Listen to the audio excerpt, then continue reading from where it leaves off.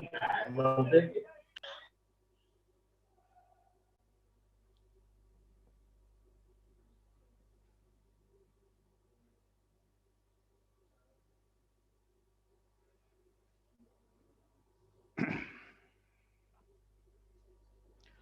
morning, everyone.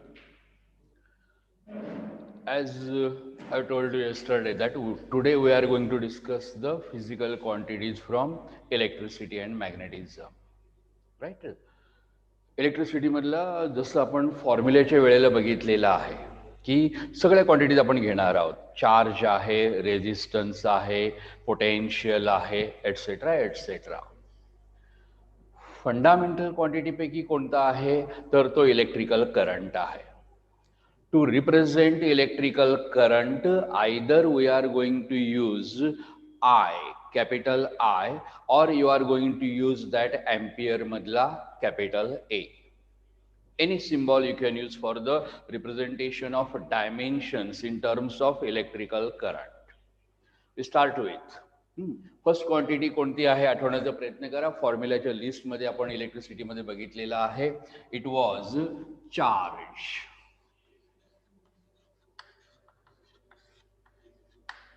Correct. Charge has got a basic definition. एक definition आहे जे आपण लास्ट टाइमला बघितलेलं आहे. What is that definition? Charge is the product of current and time.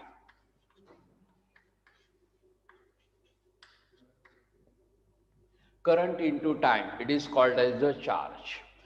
Represent करताना you can use small Q और you can use the capital Q. It is immaterial. So I have used here the small q equal to current multiplied by time. Current सुद्धा fundamental आहे, time सुद्धा fundamental आहे. Correct आहे ना? मग current represent करताना जसं मी मगाशी सांगितलं तसं either you can use capital I और you can use capital A. दोन्ही ॲब्सोल्युटली करेक्ट मेथड्स आहेत. राईट. त्यामुळे ह्याचे डायमेन्शन्स मी इथे उजवीकडे लिहितो. तर dimensions of charge are either you can write I1T1. Correct. ही पण एक पद्धत आहे. और you can take the unit ampere. त्यामुळे either this can be written as I1T1 और you can write it as A1T1. दोन्ही ॲब्सोल्युटली करेक्ट मेथड आहेत. आणि जसं मेकॅनिक्समध्ये वगैरे आपण फोर्स मोस्ट इम्पॉर्टंट म्हणतो तसं चार्ज हे आयडिया लक्षात ठेवा. इलेक्ट्रिसिटीच्या सगळ्या डेफिनेशनमध्ये चार्ज हा येणार आहे. त्यामुळे remember this idea, the charge it has got the dimensions of A1T1. A1T1 असे तुमचे काय असतील ते डायमेन्शन्स असतील. चार्ज नंतर आपण जाणार आहोत. इट इज रेजिस्टन्स पेक्षा potential.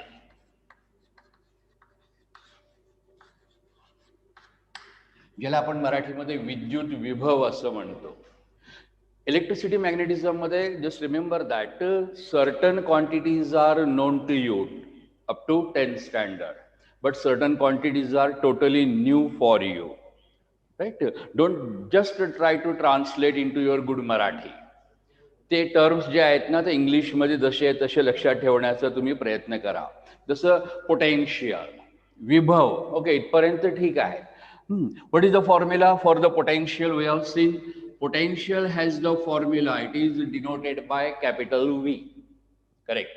So capital V equal to potential is work upon charge. Already फॉर्म्युल्याच्या लिस्टमध्ये हे तुम्हाला बघायला मिळेल प्रिव्हियस लेक्चर्समध्ये. Right. Potential is work upon charge. The ratio of work is to charge. It is called as the potential. Correct. Work सुद्धा derived आहे, charge सुद्धा डिराइव्ड क्वांटिटी आहे.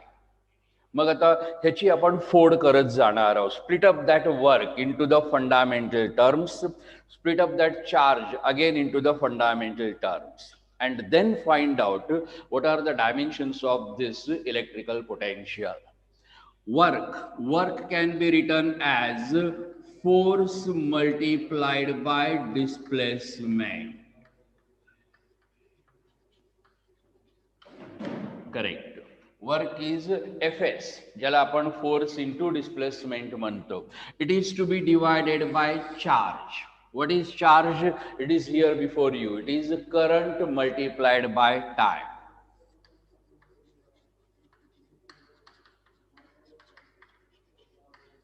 ओके. आता फोर्सचे डायमेन्शन्स तुम्हाला तोंडपाठ आहेत. करेक्ट आहे ना. फोर्सचे डायमेन्शन्स तोंडपाठ असल्यामुळे you can use that idea directly. नसेल तर एखाद्या एक्सप्रेशनमध्ये मी काय करतो, पूर्ण बेसिक म्हणजे एक्झामसाठी तुमच्या परीक्षेसाठी तुम्ही कोणत्या मेथडनी डायमेन्शन्स ऑब्टेन करणार आहात हे तुम्हाला कळावं म्हणून मी एखादा एक्झाम्पल काय करणार आहे, पूर्ण फंडामेंटल पर्यंत तुम्हाला फोडून दाखवणार आहे. मग आपण डायमेन्शन सबस्टिट्यूट करणार आहोत एखाद्यासाठी. कारण प्रत्येकासाठी असं लिहित बसलो तर डायमेन्शनसाठीच आपल्याला 3-4 दिवस लागतील. It is not possible. बघा, एकासाठी मी करून दाखवतो. फोर्सची व्याख्या काय आहे? It is known to you. न्यूटन्सच्या दुसऱ्या नियमाप्रमाणे force is mass into acceleration. वस्तुमान गुणिले त्वरण. करेक्ट. वस्तुमान फंडामेंटल आहे, त्वरण अजून डिराइव्ड आहे.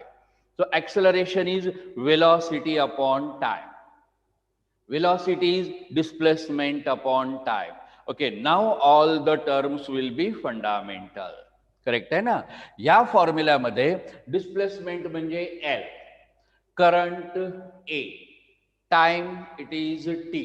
फक्त डिराइव्ड क्वांटिटी कोणती आहे? It is the force. याला मी आता काय करणार आहे, फोडून घेणार आहे. And I am going to split up that force as mass multiplied by acceleration multiplied by राहिलेले हे सगळे terms. Displacement divided by current into time.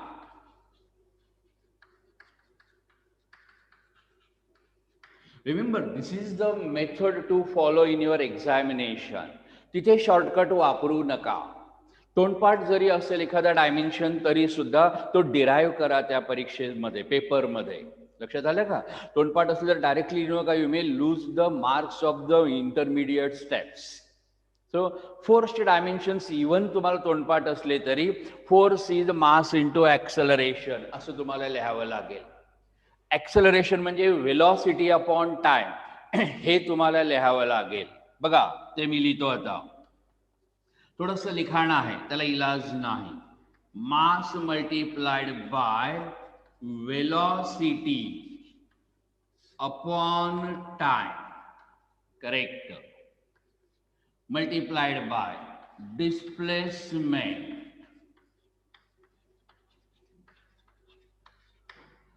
Divided by काय काय राहिलं आपलं, करंट राहिला, टाइम राहिलेला आहे.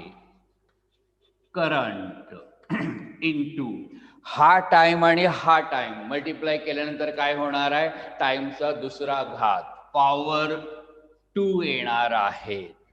So mass velocity upon time into displacement divided by current. आणि हा टाइम आणि हा टाइम मल्टिप्लाय करून मी किती लिहिलेला आहे, टाइमचा वर्ग. Time square I have written here. Good. सगळे फंडामेंटल आहेत. फक्त हा प्राणी कोण आहे, it is the derived one. चला त्यालाही फोडाफोडी करूया. This will be equal to mass. Correct आहे. Velocity can be written as distance upon time. Velocity जागा नसल्यामुळे मी आता परत काय करतो, थोडंसं सिम्बॉल्स वापरतो so that entire thing can be occupied in this space. Mass M, velocity म्हणजे काय, displacement upon time, length upon time, L upon T multiplied by displacement L. Correct आहे ना. करंट, करंट साठी आपण A वापरणार आहोत, ampere. Right. Time square already आहे. हा टाइम स्क्वेअर आणि हा टाइम जर तुम्ही मल्टिप्लाय केला तर time raise to the power 3 होणार आहे. करेक्ट आहे ना. So I can write here T3. लक्षात ठेवा. मग मल्टिप्लाय करून डायमेन्शन्स लिहा. The dimensions will be M1 L1 into L1 L2 पहिल्यांदा टाइम घेतो, वर T3 वर गेल्यानंतर it becomes T-3 upon ampere आहे, त्याला वर नेल्यानंतर A-1. This is the method to obtain the dimensions for all the quantities that we have seen or we are going to see. जेवढे क्वांटिटीज आपण बघितलेले आहेत किंवा ज्या क्वांटिटीज आपण ह्याच्या पुढे बघणार आहोत, सगळ्यांचे डायमेन्शन्स आपण या पद्धतीने डिराईव्ह करणार आहोत. मेथड लक्षात ठेवा, जोपर्यंत तुम्हाला फंडामेंटल क्वांटिटी मिळत नाही तोपर्यंत त्या डिराईव्ड क्वांटिटीला फोडत जायचं, फॅक्टर्स पाडल्यासारखं. लेट्स से करेक्ट आहे ना. बघा काय काय केलं आपण, वर्क अपॉन चार्ज करेक्ट आहे. वर्क म्हणजे force into displacement upon charge, force म्हणजे mass into acceleration into displacement upon charge, charge म्हणजे करंट इंटू टाइम, राहिला होता कोण, acceleration, velocity upon time, velocity distance upon time. त्या सगळ्यांना एकत्र केल्यानंतर we get this as the final relation for the potential. मग रिस्पेक्टिव्ह डायमेन्शन्स टाकलात की आपल्याला उत्तर हे मिळणार आहे M1 L2 T-3 A-1. जर तुम्हाला फिल इन द ब्लँक्स असा क्वेश्चन आला तर एवढं वेळ घालवायची गरज नाही. फिल इन द ब्लँक हा प्रश्न आला तर काय करायचं, वर्कचे डायमेन्शन्स तुम्हाला माहिती असायला पाहिजे. वर्क म्हणजे force into displacement, M1 L1 T-2 into L1 किती येणार आहे, M1 L2 T-2 वर्क झाला, अपॉन IT चार्ज, चार्ज म्हणजे आजच आपण बघितलेलं आहे AT. ओके, मग सगळ्यांचं सिम्प्लिफिकेशन करा, you will get the same equation. करून दाखवू दे का. बघा for example, work upon charge, left साइडला मी तुमचे डायरेक्ट मेथड सांगतो. फिल इन द ब्लँकच्या वेळेला पूर्ण डिराईव्ह करायची गरज नाही. डायमेन्शन्स तुम्हाला जर माहिती असतील तर डायरेक्टली तुम्ही काय करू शकता, रफमध्ये एका स्टेपमध्ये कॅल्क्युलेशन करून तुम्ही आन्सर लिहू शकता. लाईक वर्क, वर्कचे डायमेन्शन्स रिकॉल करा, मोस्टली तुम्हाला माहिती आहेत, M1 L2 T-2 upon charge, charge म्हणजे काय, current into time AT, so A into T. बघा एका स्टेपमध्ये तुम्ही डायमेन्शन्स वर्क आणि चार्जचे टाकलात आणि पुढच्या स्टेपमध्ये उत्तर रेडी आहे. This will be equal to M1 L2 T वर गेल्यानंतर T-3 and A-1.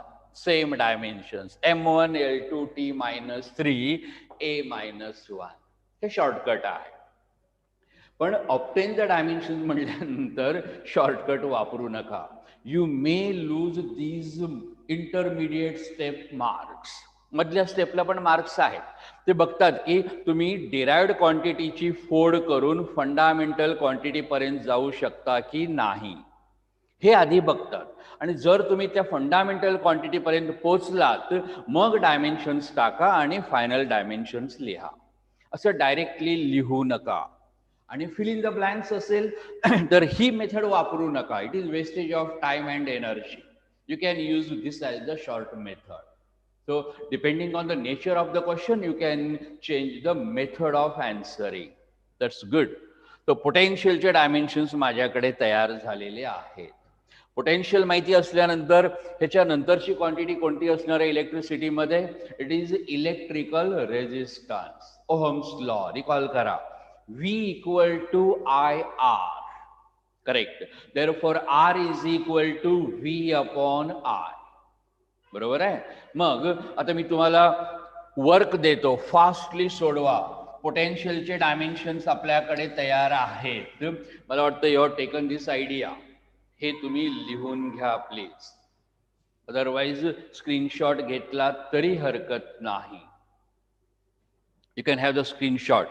Just remember the final equation. हे इक्वेशन लक्षात ठेवा, dimensional equation for the electrical potential. Good. ह्याच्यानंतर आपण जाणार आहोत इलेक्ट्रिकल रेजिस्टन्स साठी.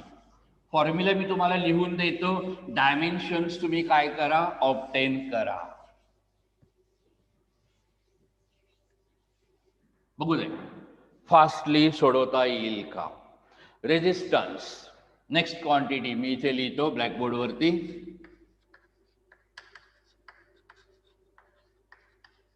करेक्ट. रेजिस्टन्स ओम्स लॉ प्रमाणे रेजिस्टन्सचा काय फॉर्म्युला आहे, potential upon current. V equal to IR, R is equal to V upon I. V potential आहे. पोटेन्शियलचे डायमेन्शन्स 1 मिनिटापूर्वी आता आपण डिराईव्ह केलेला आहे. करंट फंडामेंटल आहे, त्यासाठी आपण A वापरणार आहोत. चला फास्टली डायमेन्शन्स टाका, V चे I चे, सिम्प्लिफाय करा, आन्सर सांगा क्विक. I will check. पोटेन्शियलचे डायमेन्शन्स आता मी जे डिराईव्ह करून दाखवले ती व्हॅल्यू डायरेक्टली टाका. करंटसाठी फंडामेंटल असल्यामुळे A लिहिला तरी चालेल डायरेक्टली. सिम्प्लिफाय करा and give me the correct answer. Chat box मध्ये जाऊन क्विकली काय करा, चॅटिंग करा. आन्सर करेक्टली द्या. फक्त A ने डिवाइड करायचं आहे. जे डायमेन्शन आता 1 मिनिटापूर्वी आपलं झालेलं आहे, divide that by A and get the answer.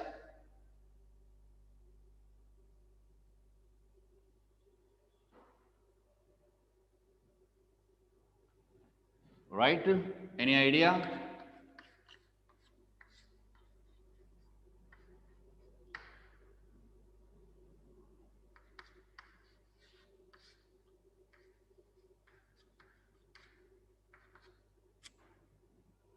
पटपट. गुड.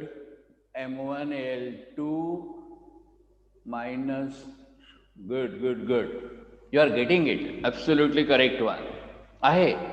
आन्सर बिलकुल करेक्ट आहे. तिघांचे आन्सर्स करेक्ट आलेले आहेत. More and more answers. सगळ्या पार्टिसिपंटचं आन्सर एकदम करेक्टली यायला पाहिजे. सोपं आहे, काही नाही. पोटेन्शियलचे डायमेन्शन्स लिहा, त्याला A नी भागा, भागल्यानंतर जे सिम्प्लिफिकेशन करून उत्तर येईल ते मांडा. That will be the final answer. Okay. ज्यांनी प्रयत्न केलेले आहेत ॲब्सोल्युटली गुड, छान. ज्यांना जमलेलं नाही त्यांनी काय करावं, ब्लॅकबोर्डकडे बघा. Resistance is V upon I, potential upon current. Potential साठी काय डेफिनेशन आपण 2 मिनिटापूर्वी बघितलं, it is work upon charge. Correct, work upon charge. आणि हा करंट जसा आहे तसा. चार्ज म्हणजे काय, current into time. Q is IT. Q is IT into I into I किती होणार आहे, I²T. आता मी इथे काय करतो, म्हणजे परत मगासारखं लांब लचक न लिहिता वर्कचे डायमेन्शन्स मी डायरेक्टली टाकतो. M1L2T-2 वर्कचे डायमेन्शन्स आहेत. I2 okay, it is fundamental. A2T1 करा सिम्प्लिफिकेशन आणि तुम्हाला डायमेन्शन्स मिळतील. M1L2 काही बदल होत नाही, T मध्ये बदल होईल. -2 T1 वर गेल्यानंतर तो पण -1 होईल. -2 -1 गुणाकार असल्यामुळे बेरीज करा, -3. So T to the power -3. A² वर जाणार आहे आणि पॉवर त्याचा निगेटिव्ह होईल. It is A to the power -2. So M1L2T-3 A-2 dimensions of resistance. Correct आहे, ॲब्सोल्युटली गुड, छान. ह्यात काही कोणाला डाऊट आहे का, विचारू शकता. मी इथे शॉर्टकट मेथड वापरलेला आहे, म्हणजे कम्प्लिटली फोडाफोडी करत शेवटपर्यंत आलो नाही, कारण वेळ त्याला काय लागणार आहे, परत जास्त लागणार आहे. राईट? एक्झाम मध्ये तुम्ही मात्र वर्कची फोड करा. Work is force into displacement, force is mass into acceleration, acceleration is velocity upon time, velocity is displacement upon time. अशी फोड करत करत करत जा जोपर्यंत सगळे फंडामेंटल्स मिळत नाहीत तोपर्यंत. मग त्याच्यामध्ये माससाठी m, लेंथसाठी l, टाइमसाठी t आणि मग करंटसाठी a सबस्टिट्यूट करा and get the final dimensions. Good. ह्याच्यानंतर आणखीन एक work for you. Find the dimensions of रेजिस्टन्सचा पुढचा भाग. It is resistivity. रेजिस्टिव्हिटीला स्पेसिफिक रेजिस्टन्स सुद्धा म्हणतात, ज्याला आपण विशिष्ट रोध असा शब्द वापरतो मराठीमध्ये. बघा, रेजिस्टिव्हिटीचे डायमेन्शन्स डिराईव्ह करा. ओके, फॉर्म्युला असं बनलेला आहे. फॉर्म्युला मी इथे लिहितो, ऍक्च्युअली तुम्हाला तोंडपाठ पाहिजे. Resistivity is denoted by rho. हा रो आहे. Rho is equal to R A upon L. म्हणजे काय मी सांगतो, आर म्हणजे रेजिस्टन्स, बिलकुल करेक्ट आहे. A here stands for not ampere, it is area of cross section of conductor. म्हणजे imagine करा की कंडक्टर हा सिलेंड्रिकल वायर असतो की नाही, आपलं कनेक्शनसाठी जे वायर वापरतो, वायर हा सिलेंड्रिकल असतो. त्याचा एरिया म्हणजे कोणता एरिया, हा वर्तुळाकार cross section area, circular cross sectional area, it is a. आणि त्या कंडक्टरची लेंथ विल बी एल. चला क्विक. रेजिस्टन्सचे डायमेन्शन्स तुमच्या समोर तयार आहेत. एरियाचे डायमेन्शन्स टाका, लेंथचे टाका आणि उत्तर सांगा. Do it. Resistance, you are having the dimensions, length, area, टाका.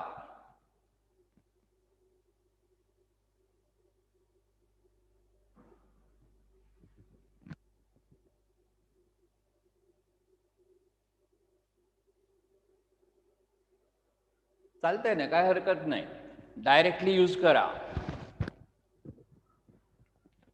रेजिस्टन्सचे डायमेन्शन्स डायरेक्टली सध्या वापरा, एक्झाम मध्ये वापरू नका. एक्झाम मध्ये मात्र सगळे स्टेप्स तिथे दिसू देत. Okay, mostly you are getting it. Quick.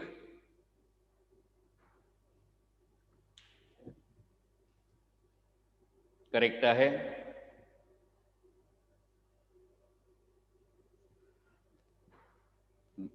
त्याचे पॉवर्स एकाचे गडबड झालेले आहेत, तसं करू नका. शांतपणे कॅल्क्युलेशन्स करा, घाई नाही आपल्याला.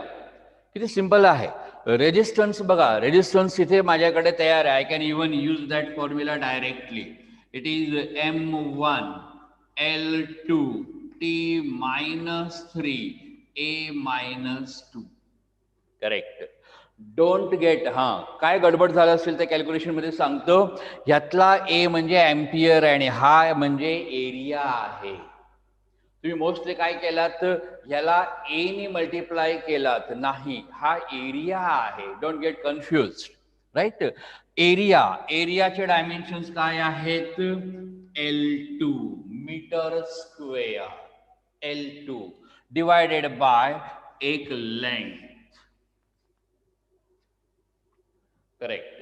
I can cancel here one length.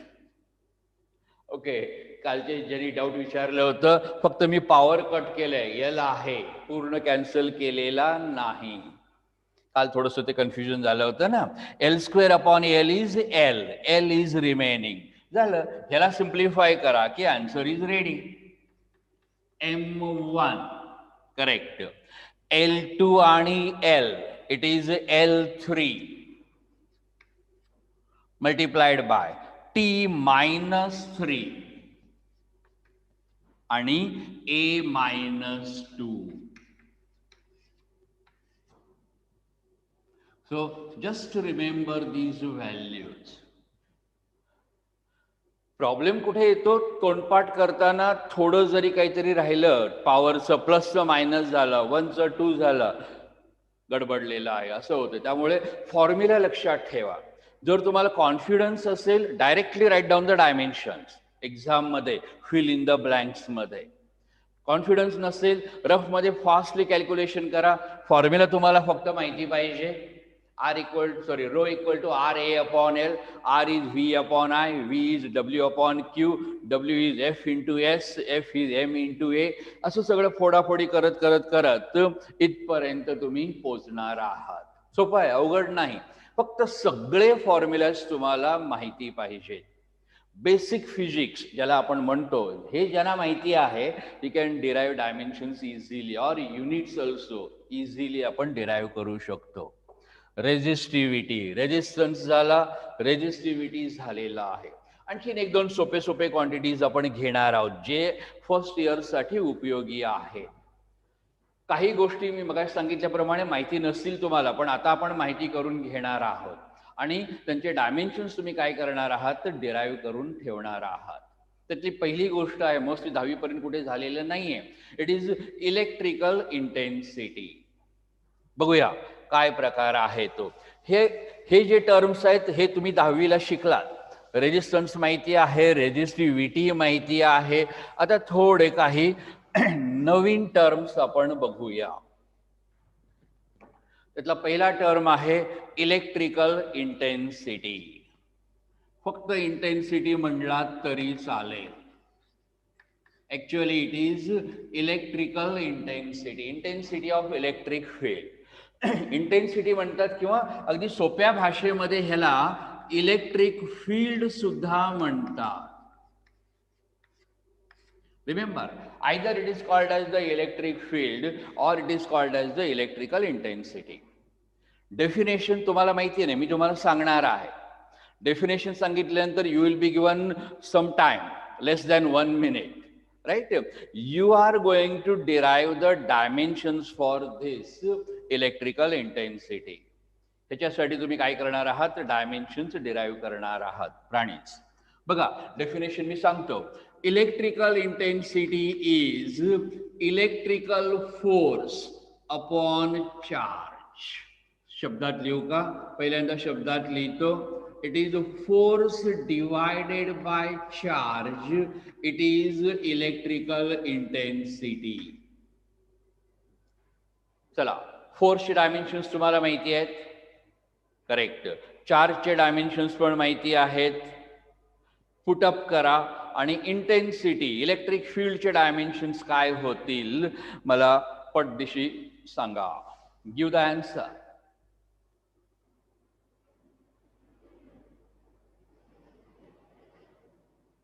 लवकर. फोर्सचे डायमेन्शन्स तुम्हाला तोंडपाठ आहेत. m1 l1 t-2. करेक्ट. चार्जचे डायमेन्शन्स काय आहेत? Current into time, a into T. Divide करा, मग use the rules of division, multiplication etcetera and then simplify it and give me the answer. येऊ दे, पटपट आन्सर्स येऊ दे.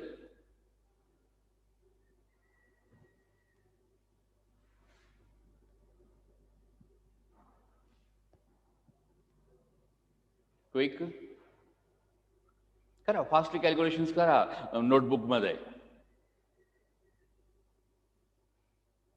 जेवढं तुम्ही इंडिपेंडेंटली कराल तेवढं फास्टली हे होणार आहे. ओके, करेक्ट वन, बिलकुल राईट.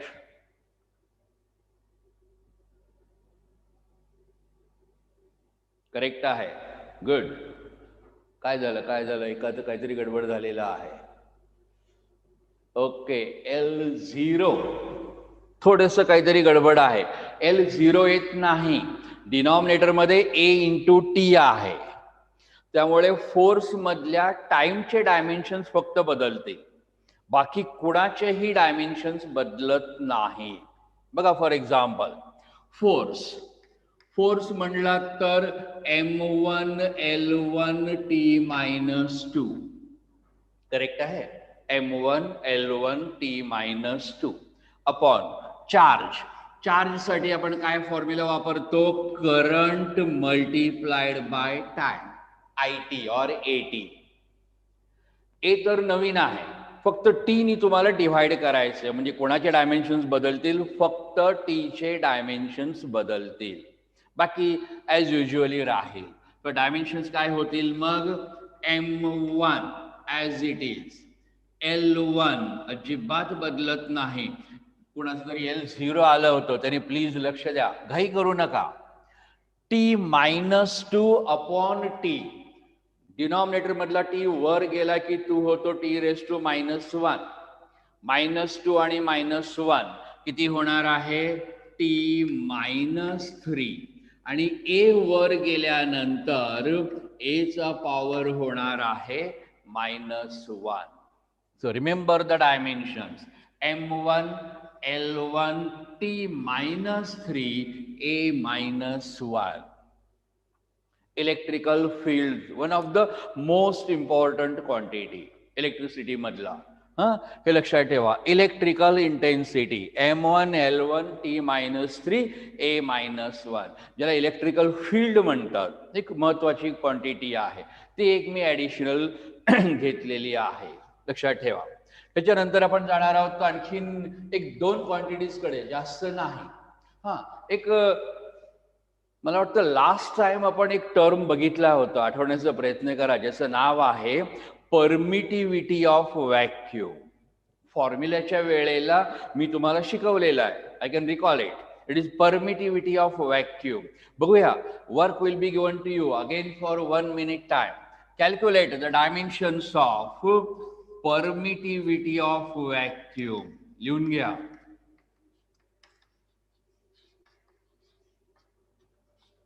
फॉर्म्युला मी सांगतो, don't worry about the formula. I can understand की 10th पर्यंत काही झालेलं नाही. आता तर फर्स्ट लेक्चर आपलं, म्हणजे फर्स्ट टॉपिक स्टार्ट आहे, तुम्हाला तोंडपाठ असायला पाहिजे. I can't expect from you something like this. Complication नाही, नॉर्मल तुम्हाला येतंय सगळं. त्याचा फॉर्म्युला काय आहे हे मी तुम्हाला लिहून दाखवणार आहे.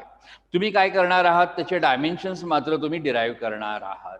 बघूया फॉर्म्युला. बघा, हेडिंग लिहिलं, permittivity of vacuum, that is the quantity, right. Formula असा आहे, तत्पूर्वी थोडंसं हिस्ट्री सांगतो तुम्हाला, म्हणजे हा फॉर्म्युला येतो कुठून. ऑलरेडी एकदा सांगितलेलं आहे, let me revise it again, काय फरक पडत नाही.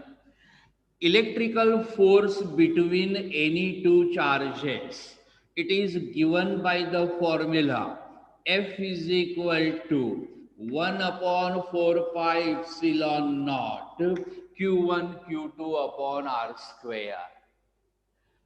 काल आपण न्यूटन्स लॉ ऑफ ग्रॅव्हिटेशन हा प्रकार बघितलेला आहे. म्हणजे स्टेटमेंट काय होतं की 2 पदार्थांमधला गुरुत्वीय बल त्यांच्या वस्तुमानाच्या गुणाकाराशी समानुपातीमध्ये असतो, त्या दोघांमधल्या अंतराच्या वर्गाशी व्यस्त प्रमाणात असतो. F is equal to G m1 m2 अपॉन R². एक्झॅक्टली असाच हा इलेक्ट्रिक फोर्स आहे. Electric force of attraction or repulsion between any 2 charges is directly proportional to the product of 2 charges and inversely proportional to square of distance between the 2 charges. Gravitation मध्ये आपण capital G, gravitational constant, हा proportionality constant म्हणून वापरतो. Electricity मध्ये proportionality constant म्हणून आपण ह्याचा वापर करतो, 1/4πε0. लक्षात ठेवा, उच्चार लक्षात ठेवा, ε0, EPSILON. 0 म्हणा, नॉट म्हणा, पुढे 0 लिहिले बघा, ε0 म्हणतात, और it is called as ε0. It is immaterial. तो 1/4πε0 Q1 Q2 अपॉन R². त्याच्यावरून ε0 डावीकडे आणा, F उजवीकडे घेऊन जा. ε0 इज इक्वल टू 1/4πF इंटू Q1 Q2 अपॉन R². हा फॉर्म्युला तयार झाला. तोंडपाठ करणार आहात, युनिटसाठी पण लागणार आहे, आताच्या ह्या डायमेन्शनसाठी पण लागणार आहे. थोडंसं हे नवीन आहे, completely it is new idea for you. आणि पुढचा जो टॉपिक आहे आपला हे झाल्यानंतरचं इलेक्ट्रिसिटी नावाच्या टॉपिकमध्ये हा फॉर्म्युला ऑलरेडी तुमचं झालेलं असल्यामुळे शिकवल्यानंतर लगेच तुम्हाला कळेल. Okay, it is something like this. आता फक्त फॉर्म्युला लक्षात ठेवा. F is equal to 1/4πε0 Q1 into Q2 upon R². कुणाचा फॉर्म्युला आहे? ह्या विद्युत बलाचा फॉर्म्युला. दोन प्रभारांमध्ये किती विद्युत बल असणार आहे, आकर्षक बल असेल किंवा प्रतिकर्षण बल असेल, ह्याच्यासाठी हा फॉर्म्युला आहे. एवढं सध्या लक्षात ठेवा. इप्सिलॉन नॉटचा फॉर्म्युला होणार आहे 1/4πf Q1 Q2 upon R². Let me use that formula here. Formula मी लिहितो. Epsilon naught is equal to 1/4πf Q1 Q2 upon R².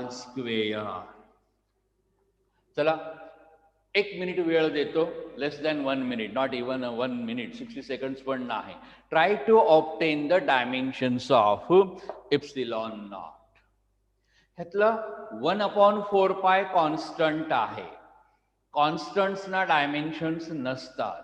हे मी तुम्हाला कालही सांगितलेलं आहे, परवा पण सांगितलेलं आहे. आज मी परत सांगतो की 4π has no dimensions. Just omit it, सोडून द्या त्याला, ह्याला घेऊ नका.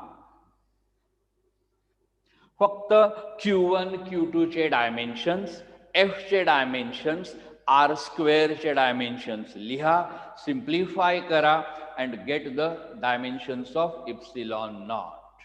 प्लीज प्रयत्न करा. करा बघू कॅल्क्युलेशन्स. थोडीशी येऊ दे, म्हणजे सेल्फ तुमच्याकडून थोडासा रिस्पॉन्स येऊ दे. व्हर्च्युअल क्लासरूम असल्यामुळे लक्षात ठेवा, टीचिंग करताना टीचरला इंटरेस्ट केव्हा होणार, म्हणजे हे होणार आहे टीचिंगमध्ये व्हेन यू रिस्पॉन्ड पॉझिटिव्हली. आणि you have answered the questions given to you. त्यामुळे मला कॉन्फिडन्स आहे की you are doing it properly. करा बघू क्विक. हां, साईड साईड साईड. अरे गेल्या.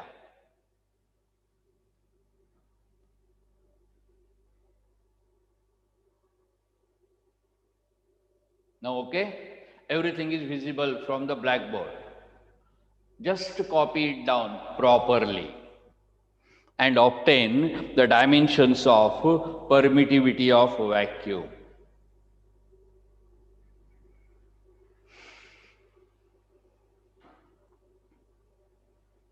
Any answer? Okay. Okay.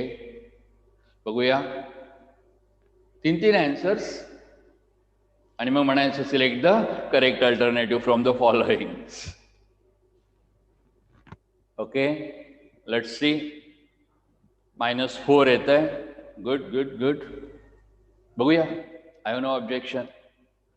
तुम्ही केलात त्यामुळे मे बी करेक्ट इव्हन. करा कॅल्क्युलेशन्स, करा पटपट. Everyone should do it. It is expected that most of you, mass of you, should find out the dimensions.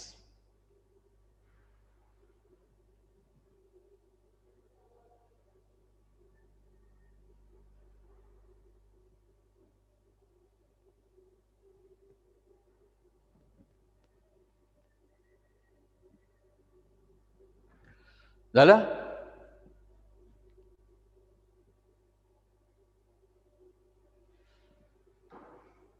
बघा dimensions काय होतात.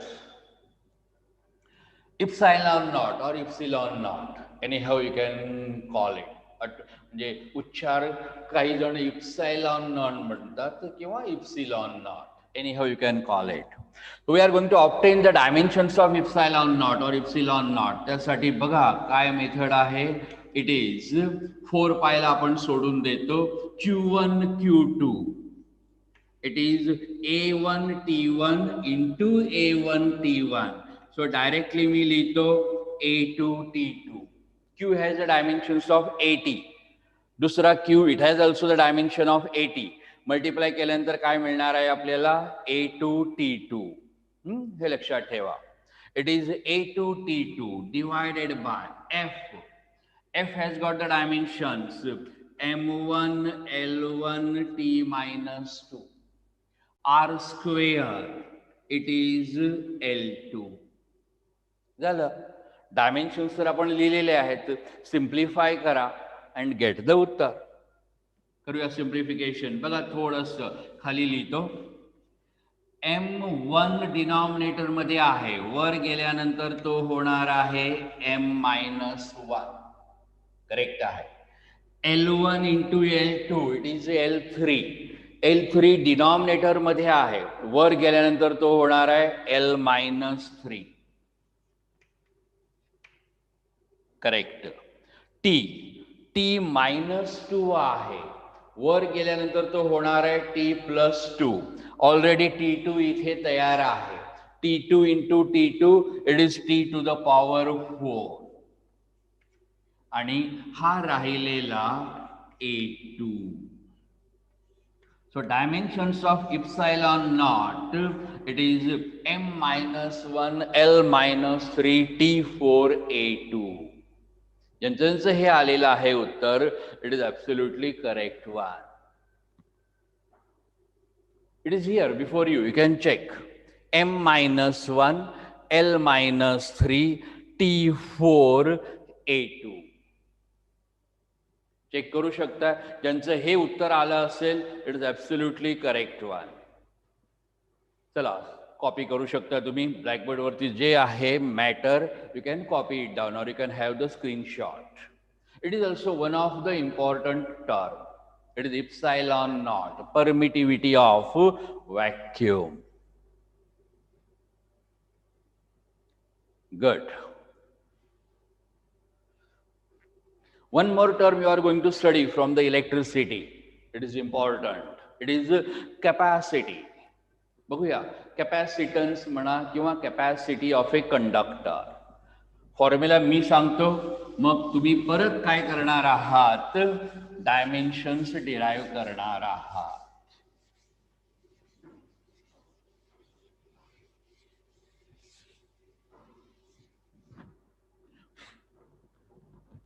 See, the next quantity from the electricity, it is capacity.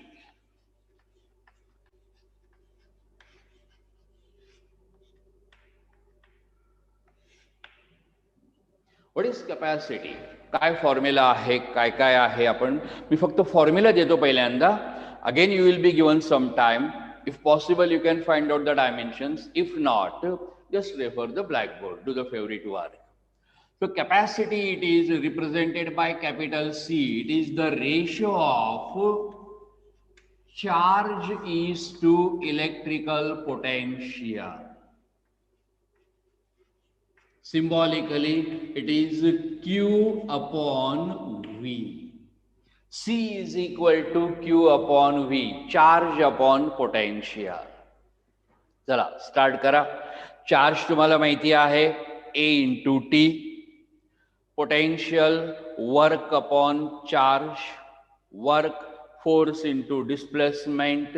मग simplify करा. करा बघू fastly. Give me the correct answer.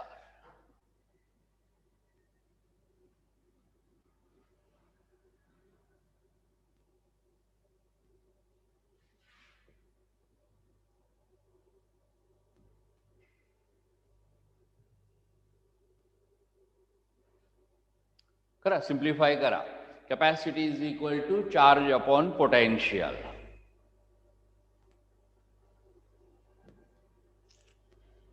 If possible quick.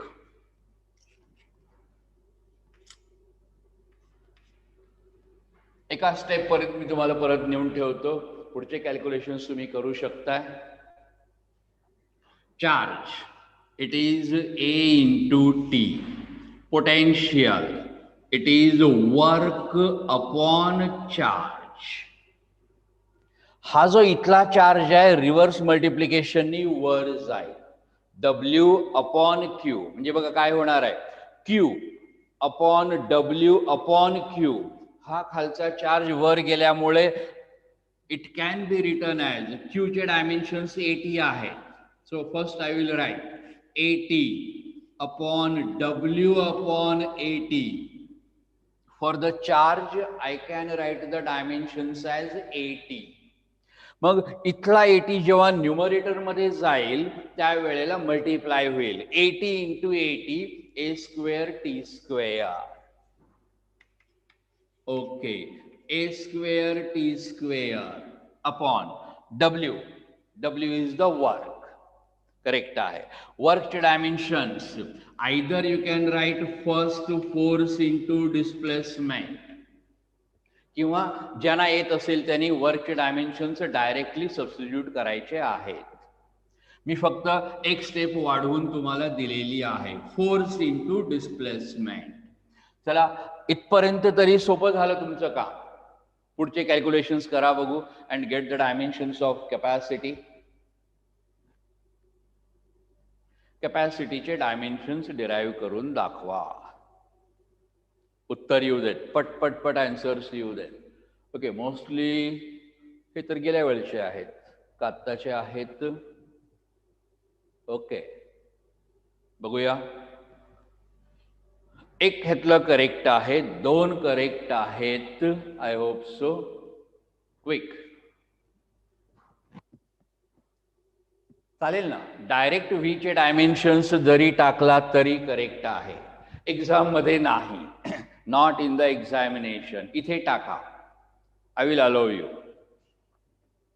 कारण limited time interval मध्ये आपण हे सगळं कंप्लीट करतोय, त्यामुळे you will be allowed to put the पोटेन्शियलचे डायमेन्शन्स डायरेक्टली. ओके, काय समजत नाही? Somebody is there, he says that समजत नाही. प्रेम चौगुले. ओके प्राणी, यातलं काय समजलं नाही रे तुला? विचार ना, तू विचारायला हरकत नाही. जर तुम्हाला कळलेलं नसेल तर विचारा. बघ, मी परत एकदा ही आयडिया रिपीट करतो. काय केलेलं आहे आपण? Capacity is charge upon potential. हे तुम्हाला 10वी पर्यंत झालेलं नाही. आत्ता डायरेक्टली तुम्ही शिकताय किंवा पुढच्या आपल्या सिलेबसमध्ये शिकणार आहोत, पण हा फॉर्म्युला आपल्याला लक्षात ठेवायचा आहे. लक्षात ठेवू शकताय तुम्ही? करेक्ट. चार्ज म्हणजे करंट इंटू टाइम. आपण 8वी 9वी पासून शिकतोय की current is charge upon time. Rate of flow of charge is called as the current. I equal to Q upon T. जर I equal to Q upon T असेल, वाटल्यास ते कॅल्क्युलेशन मी इथे तुला करून दाखवतो mister Prem. It is therefore Q equal to I T. ही गोष्ट तुला माहिती आहे. करेक्ट. पोटेन्शियल, पोटेन्शियल 10th मध्ये फिजिक्स मध्ये तुम्ही शिकलात. 10वीच्या भौतिक शास्त्रामध्ये पोटेन्शियल आहे. आठवा, एक डेफिनेशन होतं, तुम्ही तोंडपाठ पण केलात, की 1 जूल कार्य जर एखाद्या 1 कूलम प्रभाराला हलवण्यासाठी केला गेला तर तिथला विभव किंवा विभवांतर 1 व्होल्ट असतो. तोंडपाठ केलेला आठवा.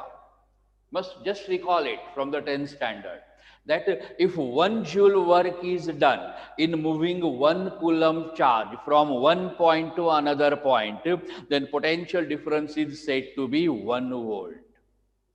त्या आयडियामध्ये 10वीत तुम्ही शिकलात की पोटेन्शियलचा फॉर्म्युला काय आहे? Work upon charge. करेक्ट आहे. हे पण 10वीतला आहे, नवीन काही नाही.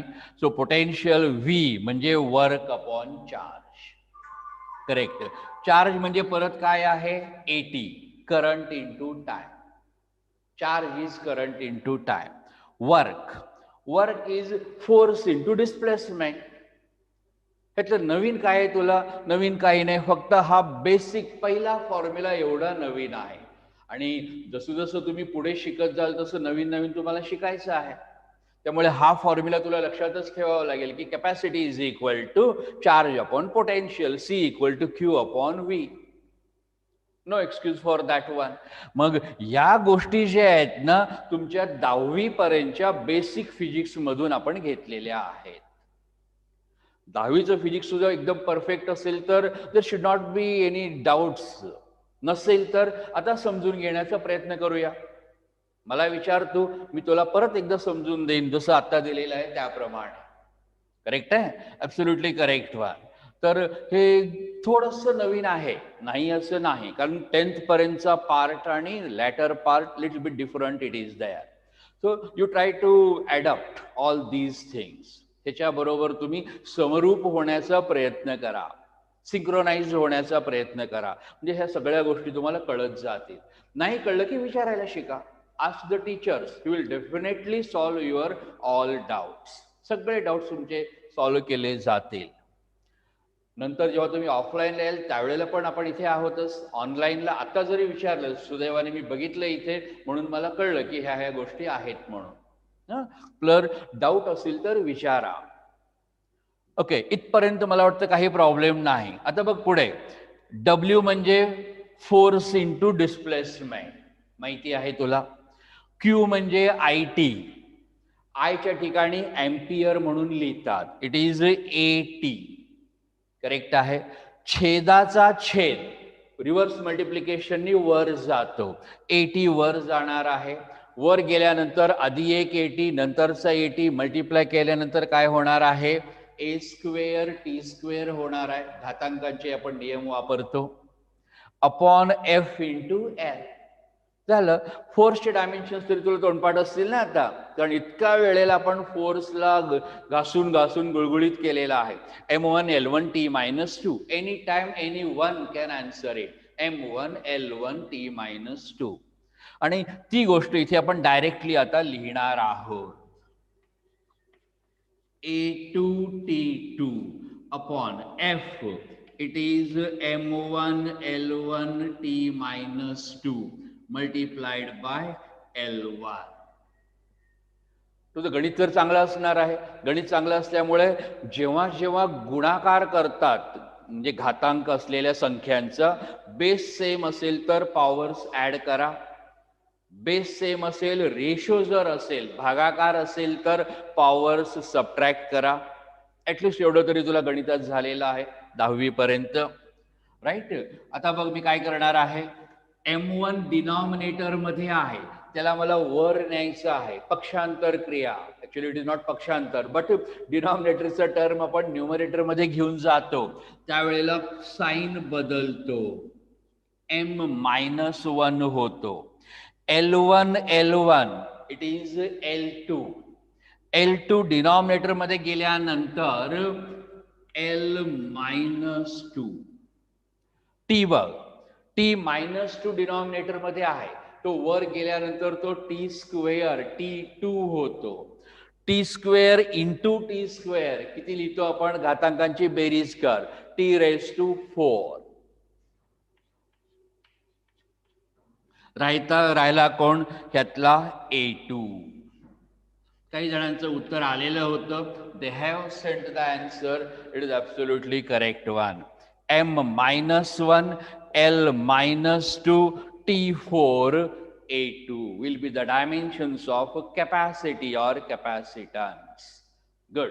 हा फॉर्म्युला मी ऑलरेडी सांगितलंय तुम्हाला की युनिटच्या वेळेला फॅरॅड, मायकल फॅरेडेच्या नावाने हा युनिट आपण ओळखतो, इट इज फॅरॅड म्हणून. प्लीज हे आयडिया लक्षात ठेवा. काय ह्या गोष्टी थोड्याशा तुम्हाला नवीन आहेत, त्यामुळे असं वाटतं की काहीच कळत नाही, तसं नसतंय. आणि दुसरी अडचण असेल की ती मीडियम माध्यमाची थोडीशी अडचण भासेल तुम्हाला, पण तसं काही नाही. आता हळूहळू तुम्ही इंग्लिशच्या वर्डिंगची, तिथल्या स्टेटमेंटची, ते टर्मिनॉलॉजी यांच्याशी ऑटोमॅटिकली काय होणार आहात, फॅमिलियर होणार आहात, येणार आहे तुम्हाला, नाही असं नाही. आणि कळलं नाही तर विचारायला शिका. Ask the doubts, it will be clarified. Okay, capacity एक अजून एक क्वांटिटी घेतो, then we stop for the electricity. मग आपण why the dimensions are stated, or what is the dimensional equation, what is the use of dimensional equation, ह्या गोष्टी आपण बघणार आहोत. One more term I will just consider here for the electricity, it will be, let's say, the last term. It is dipole moment, electrical dipole moment.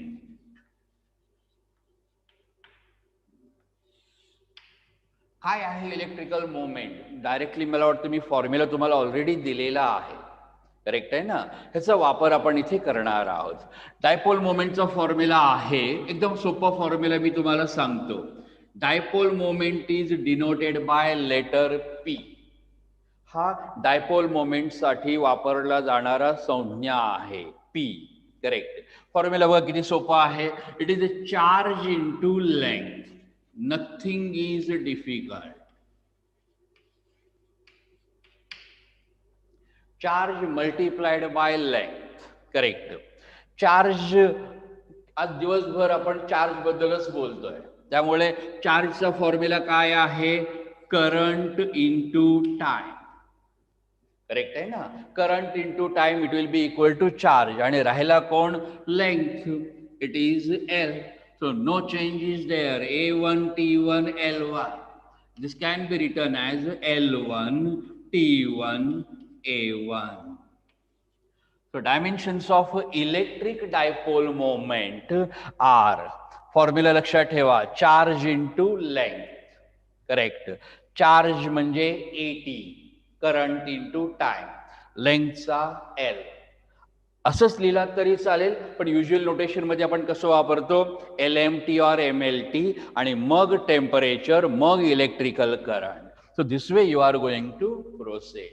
L1 T1 A1 will be the dimensions. Electricity नंतर एखादी quantity किंवा एक दोन quantities आपण magnetism मधले पण बघणार आहोत. And then we stop. Tomorrow we are going to study what is the application. म्हणजे नेक्स्ट लेक्चरला आपण काय शिकणार आहोत?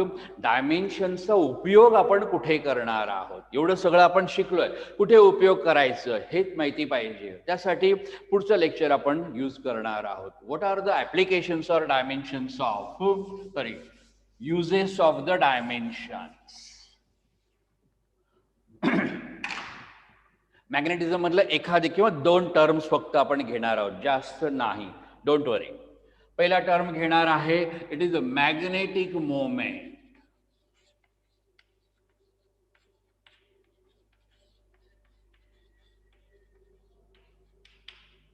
Totally new.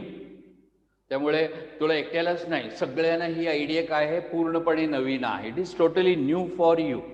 So magnetic moment म्हणजे काय? हा फॉर्म्युला ऍटलिस्ट तुम्ही तोंडपाठ करा. जसं 10th मध्ये बऱ्याच गोष्टी आपण तोंडपाठ केलेल्या आहेत. So magnetic moment it is the product of current into area.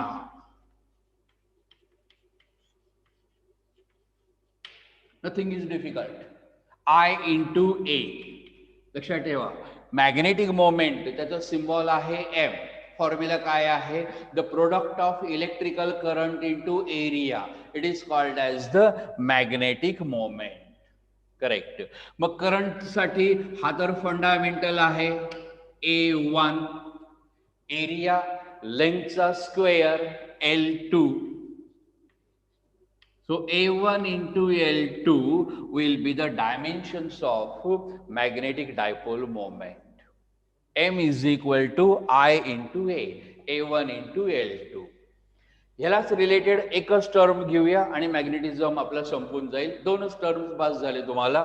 It is pole strength.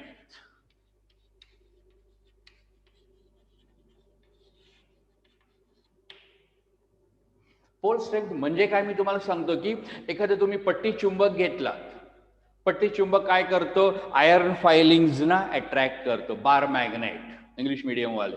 Bar magnet हा आयर्न फायलिंग्सना आपल्याकडे अट्रॅक्ट करतो. प्रत्येका पोलला एक शक्ती दिलेली आहे, करेक्ट आहे ना? मग ह्या शक्तीने तो काय करत असतो? आयर्न फायलिंग्सना अट्रॅक्ट करत असतो, आणि ह्याला म्हणतो आपण पोल स्ट्रेंथ. फॉर्म्युला मी तुम्हाला जस्ट सांगतो. It is dipole moment upon length. Magnetic moment divided by length. It is the pole strength. Moment माझ्याकडे तयार आहे. It is A1 L2 divided by L. एक L कट होईल. सो पोल स्ट्रेंथचे dimensions असतील A1 L1. किती simple आहे. totally new for you, but even then try to understand them. शक्यतो फॉर्म्युलेज मात्र तुम्हाला तोंडपाठ करायचे झालेले नसतील 10वी पर्यंत, I can understand, but method of obtaining dimensions तुम्हाला आता यायला पाहिजे आणि येणार आहे. नेक्स्ट लेक्चरला आपण ॲप्लिकेशन्स ऑफ डायमेन्शन्स शिकणार आहोत. त्यावेळेला तुम्हाला या फिजिकल क्वांटिटीचे डायमेन्शन्स कंपल्सरी तोंडपाठ पाहिजे. तिथे आपण डिराईव्ह करत बसणार नाही आहोत, directly you are using the dimensions in the applications of dimensions. Okay, see you in the next lecture.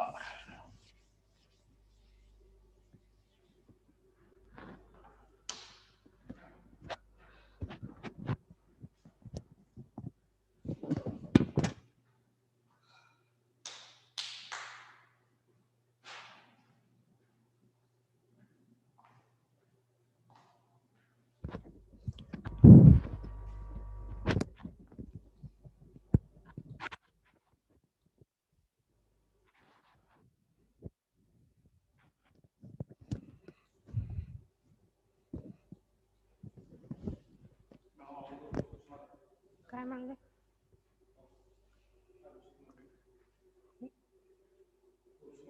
Good afternoon class.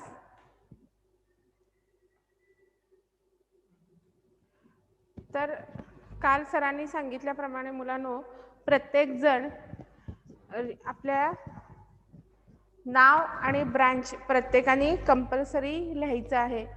ज्यांनी तेजस इलेक्ट्रिकल पूर्ण नाव लिहायचं आहे, प्रत्येकाने ब्रँच कॅपिटलमध्ये, त्याच्यानंतर पूर्ण नाव लिहायचं आहे. पहिल्यांदा सगळ्यांनी ते करेक्शन करा. लेक्चर स्टार्ट करण्याआधी रिनेम करा मुलांनो. फरहान, जेवढे कोण सगळेजण मुलं आहेत, अबू रेहान, आदित्य, आदित्य नवले का, पहिल्यांदा ब्रांच लिहायचं कॅपिटलमध्ये आणि मग त्याच्यानंतर आपलं नाव लिहायचंय कंपल्सरी प्रत्येकाने. हंसराज, हंसराज कोण आहे? पूर्ण बॅक जावा मुलांनो. आणि शाहिस्ता शेख, शशांक, सूरज बाळे, वैष्णवी आरावत्तू, यश शिरसाट. हे बॉक्स केलेलं कोण आहे? आर लिहिले बघा, आर. डिझाईन काही करायचं नाही मुलांनो, फक्त सिंपल तुमचं ब्रँच आणि नाव, बाकी एमोजीज वगैरे काही नाही. अभिषेक नडगुंडे, भानुदास सूर्यवंशी, अभिषेक नडगुंडे. प्रत्येकाने कंपल्सरी काय करायचंय? बॅक जावा, पूर्ण रिनेम करा. रिनेम बाहेर पडावं लागेल पूर्ण तुम्हाला, बरोबर आहे? रिनेम करा. रिनेम करताना बॉक्स वगैरे काही करायचं नाही. कॅपिटल मध्ये ब्रँच घालायचं, लिहायचं आणि त्याच्यानंतर स्पेस देऊन तुमचं नाव लिहून परत लॉग इन करा.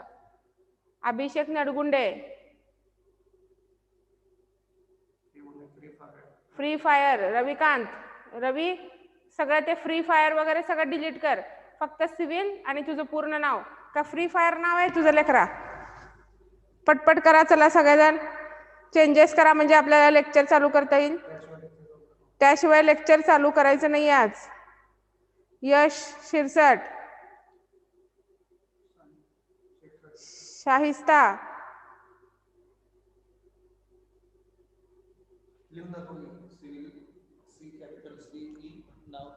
बघा नाव सरांनी काल आपल्याला सांगितले मेसेज मध्ये, सीई असं कॅपिटल लिहायचं. तुमचं नाव जे काय असेल स्पेस लिहून तुमचं नाव लिहायचं. सरांनी काल एक नाव लिहून दाखवलं होतं, पवार राहुल. समजा पवार राहुल असं नाव लिहायचं. सीओ असेल तर CO, ME electrical, EJ, free fire. Ravikant, Ravi पटकन ते डिलीट करून तुझं पूर्ण नाव लिही, नाहीतर सर रिमूव्ह करणार. आज व्यवस्थित हे सगळं चेक करूनच आपण लेक्चर घेणार आहे. परत कालच्या सारखा काही प्रॉब्लेम व्हायला नको. पटकन सगळ्यांनी नावं चेंज करा. आता जे 3 जण आहेत, आता कुठल्या एका मोबाईलवर सीओच्या 3 मुली आहेत, बरोबर आहे. त्यांनी सीओ लिहून 3चे नावं लिहून टाका मुलीनो. कोण टाकलंय मोबाईल नंबर? रवी, रवी तुला नाव आडनाव आहे ना रवी? रवी बिराजदार.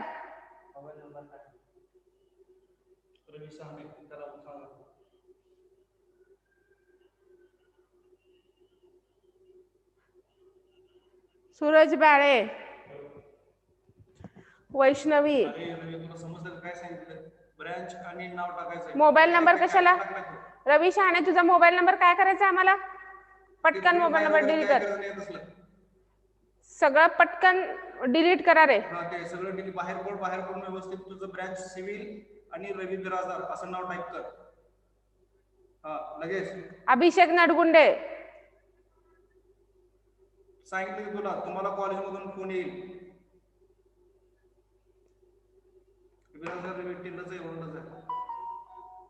अभिषेक नडगुंडे पूर्ण बॅग जावा. सूरज बाळे, सूरज बाळे मेकॅनिकल लिही पुढं. शहाणे, तुझा मोबाईल नंबर आम्हाला नकोय, मोबाईल नंबर डिलीट कर. ब्रँच लिही तुझी. अभिषेक नडगुंडे. आता जे मुलं ऐकणार नाहीत त्यांना रिमूव्ह करणार आहेत बरं का सर. नंतर जबाबदार नाही बघा मी एकदा रिमूव्ह केले तर. रवी मोबाईल नंबर डिलीट कर. रवी शहाणे, सूरज बाळे नाव पटकन ब्रँचचं नाव लिही.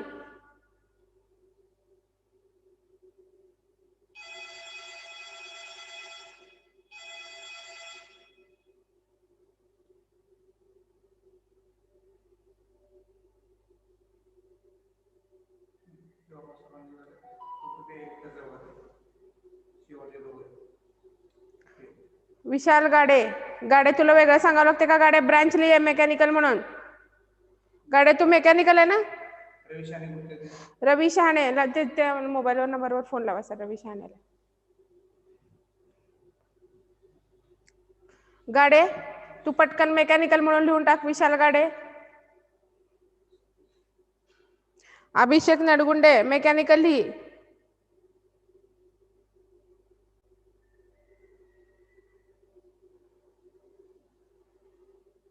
सूरज बाळे.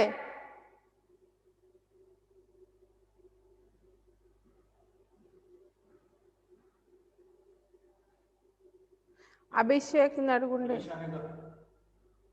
मॅडम काय मेसेज दिला ऐकू येत तुला? काय सांगते मॅडम? आता ते मोबाईल नंबर काढून टाकून नाही तुला. अगोदर बाहेर पडून मग पुन्हा एकदा तुझं ब्रँच आणि तुझं रवी शहाणे असं नाव टाईप कर. अभिषेक नडगुंडे, सूरज बाळे हे 2 जणच राहिलेत बरं का. आता त्यांना चेंजेस करायचे नसतील तर मी ग्रुप मधून रिमूव्ह करणार आहे बघा आता लगेच. मगच लेक्चरला स्टार्ट करणार आहे. अभिषेक पटकन मेकॅनिकल लिहि.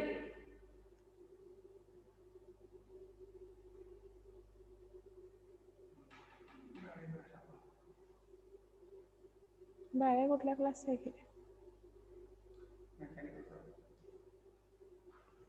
सूरज बाळे. अबू रेहान तुला वेगळं सांगावं लागते का ब्रँच लिहि म्हणून?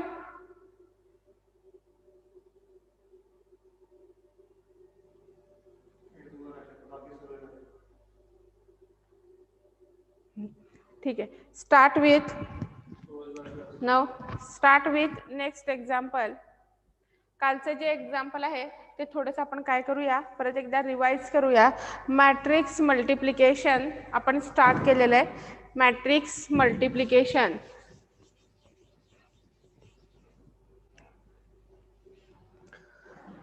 If A is equal to 3, 4, -2, 2, 1, 0 and B is equal to 2, -1, 3, 4, 0, 2. Find AB. Find AB. Find AB.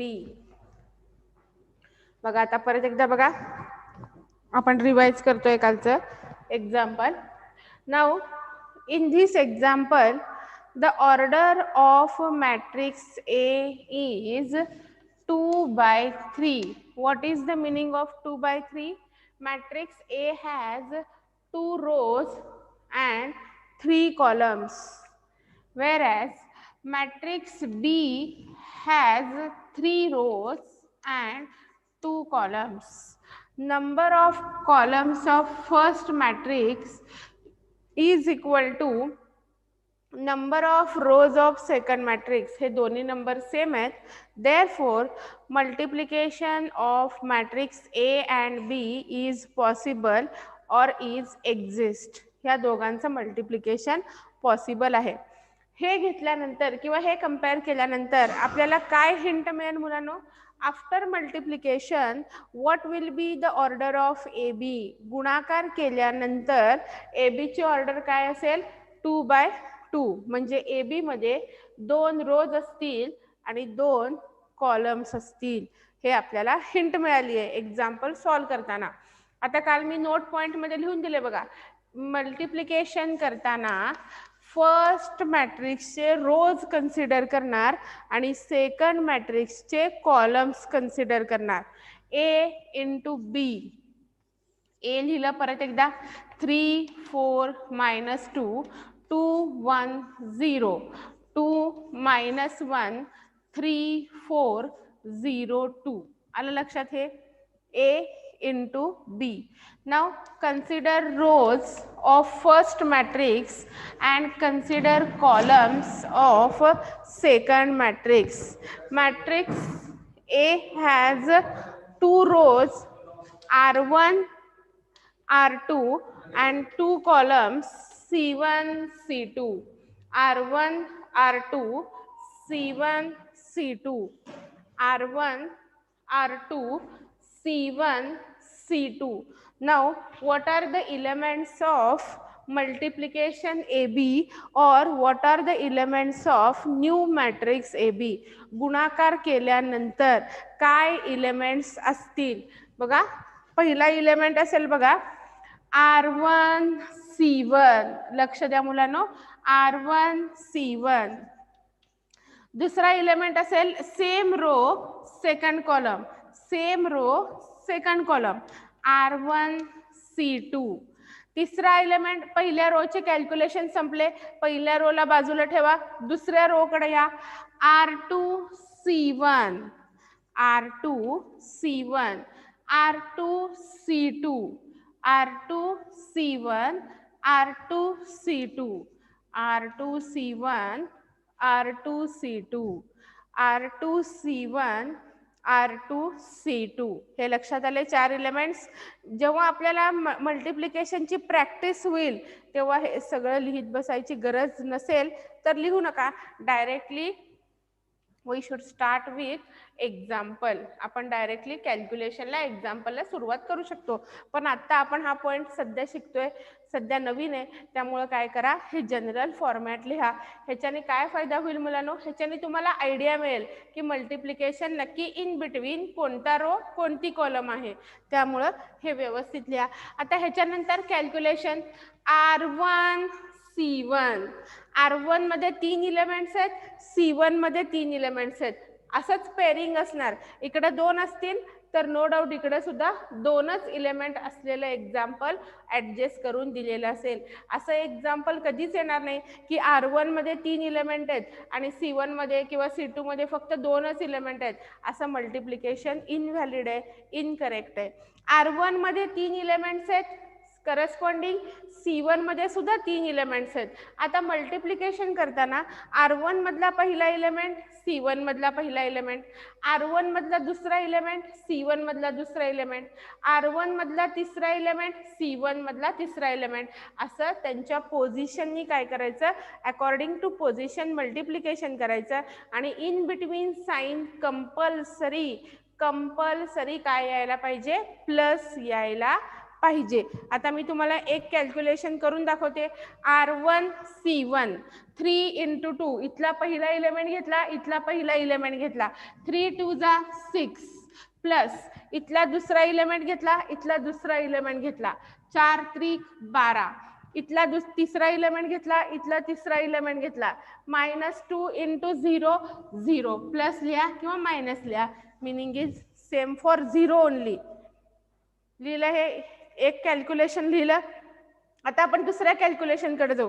आधी पहिले समजून घ्या, मग एक्झाम्पल नंतर एकदम लिहा. R1 C2, R1 चे 3 इलेमेंट, C2 चे 3 इलेमेंट, इथला पहिला 3 इंटू -1 -3, प्लस इथला दुसरा 4 चौक 16, प्लस इथला तिसरा -4. संपलं हे कॅल्क्युलेशन. आता तिसऱ्या इलेमेंट कडे आलो आपण. तिसरा इलेमेंट आहे R2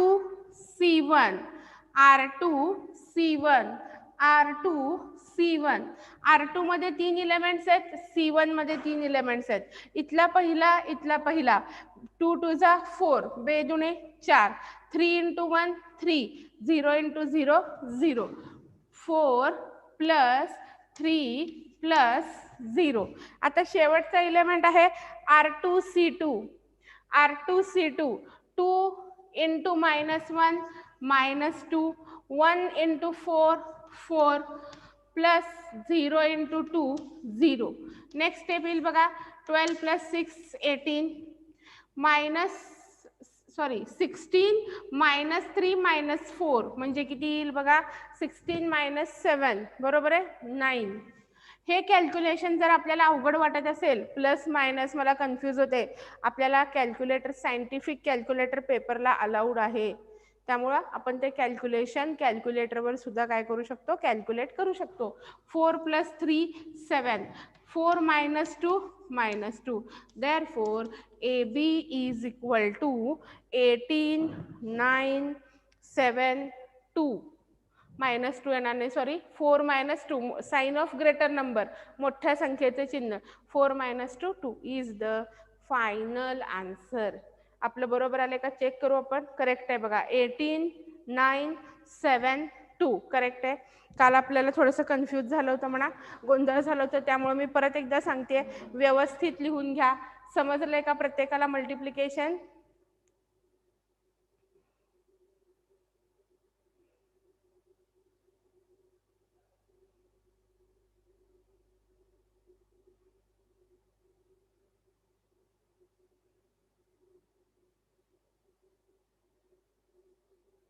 ओके.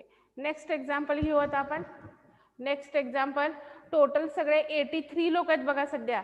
सगळ्यांना व्यवस्थित समजलं आहे का? सगळ्यांनी व्यवस्थित समजून घ्या, कारण या पूर्ण चॅप्टरमध्ये हे 2च पॉइंट इम्पॉर्टंट आहेत. मी कालच्या लेक्चरला सांगितल्याप्रमाणे. कुठले?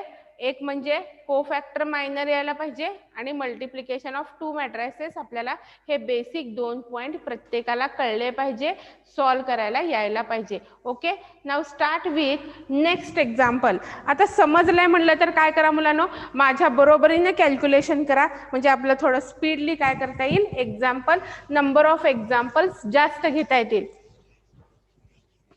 ठीक आहे. Now start with next example. आता आपल्याला ऍक्च्युअल प्रोसेस काय आहे किंवा हाऊ टू मल्टिप्लाय 2 मॅट्रिसेस हे समजलंय. आता related to that multiplication question मात्र वेगवेगळ्या प्रकारचे विचारलेले असतील. म्हणजे सिंपल क्वेश्चन किंवा प्रत्येक वेळेस तुम्हाला प्लेन क्वेश्चन असं विचारणार नाहीत. If A is equal to 1 matrix and B is equal to another matrix then find AB, असं सिंपल क्वेश्चन काही वेळेस विचारतील. काही वेळेस काय विचारतील, prove that AB is equal to BA, prove that AB is null matrix, prove that AB is equal to I, असं त्याला रिलेटेड काहीतरी क्वेश्चन विचारतील. पण त्यामध्ये बेसिक कॅल्क्युलेशन काय असतील, मल्टिप्लिकेशन बिटवीन 2 मॅट्रिसेस. आलं लक्षात? आता आपण नेक्स्ट एक्झाम्पल घेऊ. नेक्स्ट एक्झाम्पल असंच आहे बघा. If A is equal to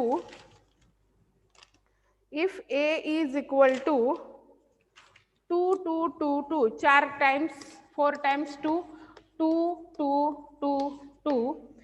B is equal to 2 3 4 5. B is equal to 2 3 4 5 and C is equal to 4 5 2 3. C is equal to 4 5 2 3. Then show that show that AB is equal to AC. Then show that AB is equal to AC. Question लिहिला. AB is equal to AC means first LHS is equal to AB. What is the meaning of AB? AB means multiplication between A and B, and AC means multiplication between A and C. दोन्ही calculation मध्ये ए अगोदर असणार आहे आणि त्याच्यानंतर बी इकडे त्याच्यानंतर C, म्हणजे ए चे रोज कन्सिडर होणार. कोण कुठेही बसले तरी काय फरक पडत नाही असं इन केस ऑफ मल्टिप्लिकेशन होऊ शकत नाही, कारण जो आधी पहिल्या जागेवर बसणार आहे, जो पहिल्यांदा असणार आहे त्याचे आपण रोज कन्सिडर करणार आहे, आणि जो नंतर असणार आहे, जो दुसऱ्या जागेवर दुसऱ्या नंबरला बसणार आहे त्याचे आपण कॉलम्स घेणार आहे. त्यामुळे सिक्वेन्स कधीही फॉलो करायचं. ए बी लिहा, ए सी लिहा आणि स्टार्ट करा, किंवा ज्यांना असं डायरेक्टली येत नाहीये त्यांनी पहिल्यांदा A B, start with A B. Now A B is equal to, A B is equal to A. A म्हणजे काय येईल? 2 2 2 2 into B is equal to 2 3 4 5. बरोबर आहे. First, what is the order of AB? 2 by 2. What is the order of B? 2 by 2. Same आहे हे, means multiplication exist. दोन्ही मध्ये multiplication आपण कॅल्क्युलेशन करू शकतो. हिंट काय मिळाली? After multiplication what will be the order of A B? गुणाकार केल्यानंतर ए बी ची ऑर्डर काय असेल? 2 by 2. ह्याच्याकडे 2 राहिले, त्याच्याकडे पण 2 राहिले. 2 रोज 2 कॉलम्स. ए बी कडे नवीन जो मॅट्रिक्स येईल ए बी, त्याच्याकडे 2 रोज आणि 2 कॉलम्स असायला पाहिजे. आता डायरेक्टली कॅल्क्युलेशन करू. R1 R2 C1 C2 हे जर लिहिलं तर पिक्चर क्लिअर होईल बघा. म्हणजे काय, लगेच कळेल आपल्याला कॅल्क्युलेशन कसं करायचं आहे. पहिला इलेमेंट येईल R1 C1 R1 C2, दुसरा इलेमेंट येईल R2 C1 R2 C2. Calculation असं येईल. चला कॅल्क्युलेशन करा, मल्टिप्लिकेशन करा. R1 चे 2 इलेमेंट्स, C1 चे 2 इलेमेंट्स, गुणाकार करा. R1 मध्ये 2 इलेमेंट्स आहेत बघा, इथला पहिला, इथला पहिला. 2 2 जा 4 प्लस 8. इथला पहिला, इथला पहिला, इथला पहिला. 2 3 जा 6. इथला पहिला, सॉरी इथला दुसरा इलेमेंट, इथला दुसरा इलेमेंट. आता इथं R2 C1, इथला पहिला, इथला पहिला, इथला दुसरा, इथला दुसरा, इथला पहिला, इथला पहिला, हे दुसरा, हे दुसरा. 12 16 12 16. बरोबर आलं का बघा? 12 16 12 16. माझे कॅल्क्युलेशन बरोबर आलेत का? ओके. रवी पटपट नेक्स्ट कॅल्क्युलेशन चालू कर. स्क्रीन दिसेना म्हणणारे मुलं, मी काय सांगितलं तिथं काय आहे? फक्त ए इज इक्वल टू एवढंच आहे मुलांनो. तरी मी थोडंसं ऍडजस्टमेंट करते.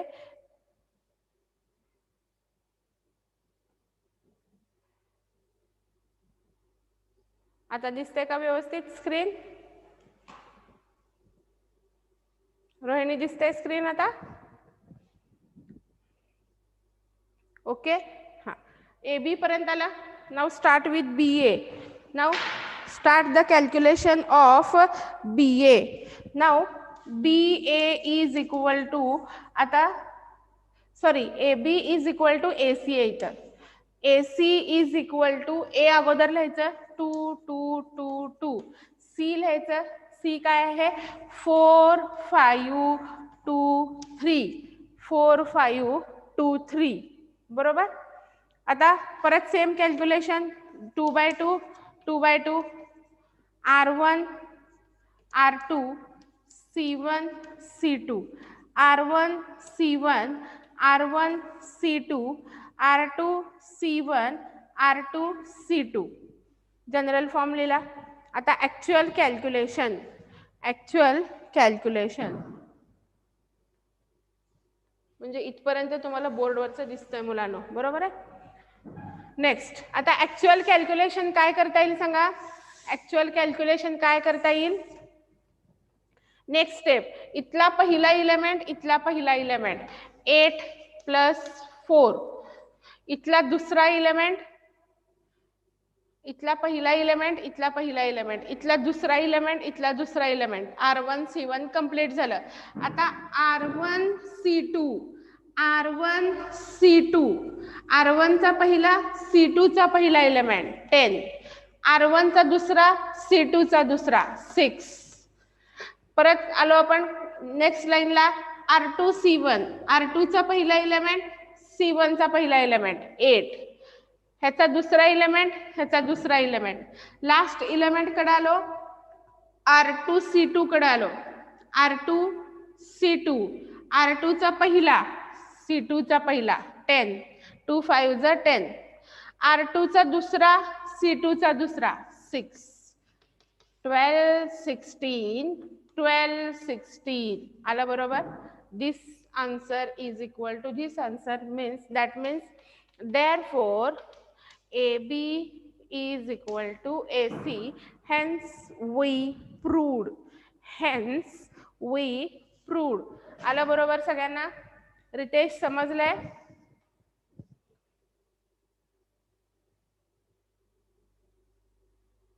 ठीक आहे, ओके.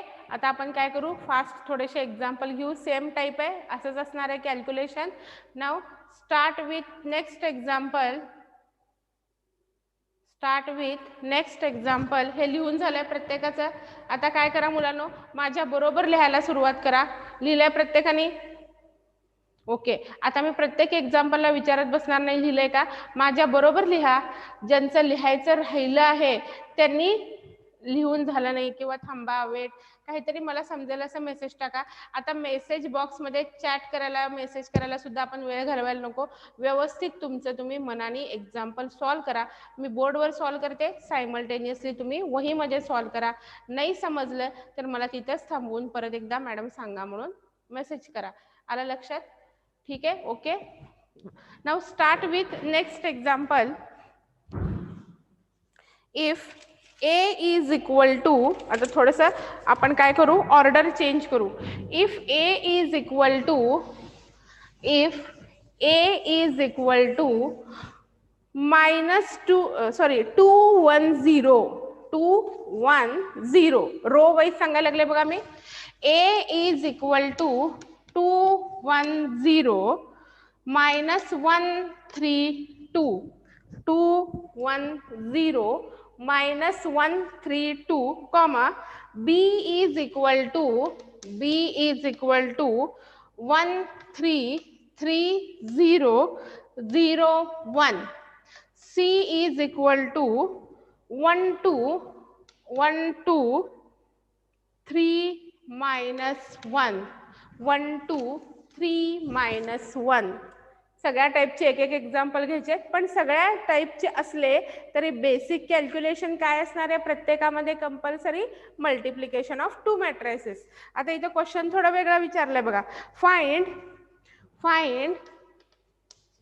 AB इंटू C असं विचारलंय. Find AB into C. आता AB इंटू C मध्ये first calculation is of AB. पहिल्यांदा AB चा गुणाकार करायचा आणि मग त्याच्यानंतर C ला गुणाकारामध्ये ऍड करायचं, गुणाकारामध्ये कन्सिडर करायचं. आता पहिला गुणाकार A इंटू B. AB मध्ये A आधी आहे, B नंतर आहे. Now start with AB. Answer. Now AB is equal to, आता प्रत्येकाला असं वाटेल मी नाव NOW नाव लिहून आन्सर सुरुवात करते म्हणजे तसंच लिहायचं का, असं काही नाही. तुम्ही तुमच्या स्टाईलने आन्सर चालू करा, फक्त कॅल्क्युलेशन तेच यायला पाहिजे. गुणाकार आहे म्हणजे तुम्ही गुणाकारच तिथं उत्तरामध्ये केलेला असला पाहिजे.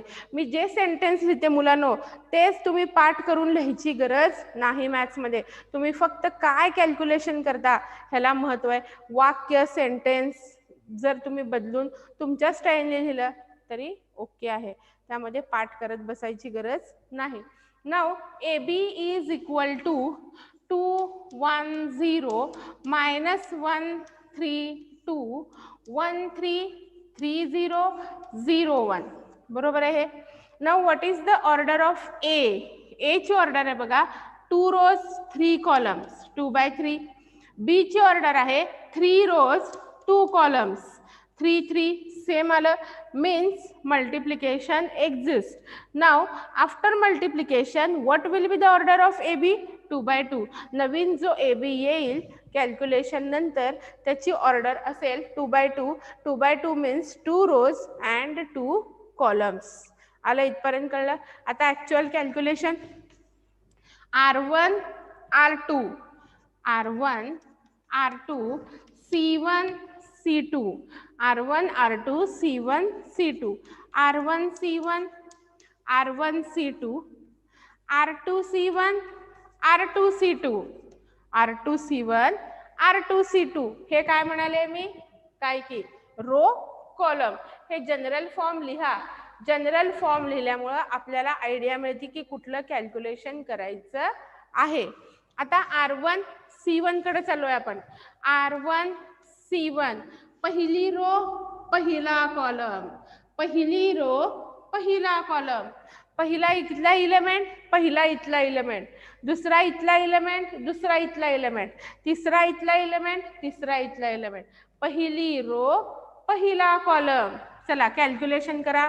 2 into 1 2, 3 into 1 3, 0 into 0 0. दुसरा कॅल्क्युलेशन आहे R1 C2 पहिली रो दुसरा कॉलम. एक रो घेतली की तिला सगळ्या कॉलम मधून चक्कर मारून आणायचं, तिला जागेवर बसवायचं, दुसऱ्या लेकराला घेऊन जायचं, म्हणल्यासारखं दुसऱ्या रोला घेऊन जायचं.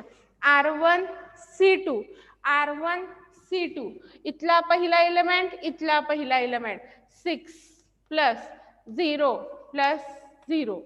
Next R2 C1 R2 C1 इथला पहिला एलिमेंट इथला पहिला element -1 into 1 -1, 3 into 3 9, 2 into 0 0. R2 C2 R2 C2 -1 into 3 -3, 3 into 0 0, 2 into 1 2. दिलं इथपर्यंत. आता 5 टोटल 5 6 8 -1, 5 6 8 -1. आलं कशाचं उत्तर ए बी. आता फाइंड काय विचारलंय ए बी इंटू सी. जर तुम्ही असं केलं तर इथून पुढचे मार्क 0 होतील. बघा सी ची जागा कुठं आहे तिथंच काय करायचं, सी ला व्यवस्थित नेऊन बसवायचं. A B into C. Now A B into C. A B चं उत्तर आलेलं आहे 5 6 8 -1 इंटू सी कोण आहे आता 1 2 3 -1, 1 2 3 -1, 2/2 2/2 2 2 सेम आहे. R1 R2 C1 C2 general form. बघा मी असा बोर्ड थोडा ऍडजस्ट करून लिहायला लागले मुलांनो, बरोबर आहे, तुम्हाला स्क्रीन दिसायला पाहिजे म्हणून. तर तुमचं तुम्ही व्यवस्थित काय करा बघून कॅल्क्युलेशन करा. नेक्स्ट काय येईल general form R1 C1 R1 C2 R2 C1 R2 C2. आता R1 C1 आता इथं 2 आहेत बघा इलेमेंट. R1 मध्ये पण 2 इलेमेंट आहेत, C1 मध्ये पण 2 इलेमेंट आहेत, R2 मध्ये पण 2 इलेमेंट आहेत, C1 C2 दोन्हीकडे सुद्धा 2 इलेमेंट आहेत. R1 C1 5 into 1 6 plus 3 18, 5 into 2 10 plus -6. Next 8 into 1 8 plus 3 into -1 -3, 8 into 2 16, -1 into -1 +1. हे R2 C2 शेवटचा इलेमेंट बघा -1 into -1 -1 into -1 +1.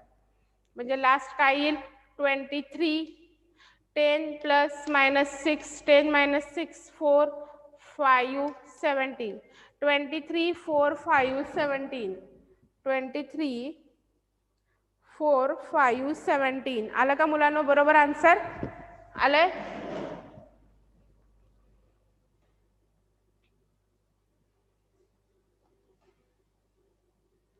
आलाय बरोबर आन्सर? रोहिणी दिसते का स्क्रीन? ओके ठीक आहे. Now start with next example. Next example सोपा पॉइंट आहे. हे आलं आणि कोफॅक्टर आलं की आपल्याला रितेश उत्तर बरोबर आहे का माझं? बरोबर आहे. म्हणजे येते मला कॅल्क्युलेशन. बरोबर ठीक आहे. चला okay. Next example. Next example बघा. एकदा एक्झाम्पल समजलं मुलांनो तर बोर्डवर बघून लिहायची. म्हणजे आता थोडक्यात काय, स्क्रीनवर सारखं बघायची गरज पडत नाही. फक्त फायनल आन्सर चेक करा, एखादी स्टेप बघा.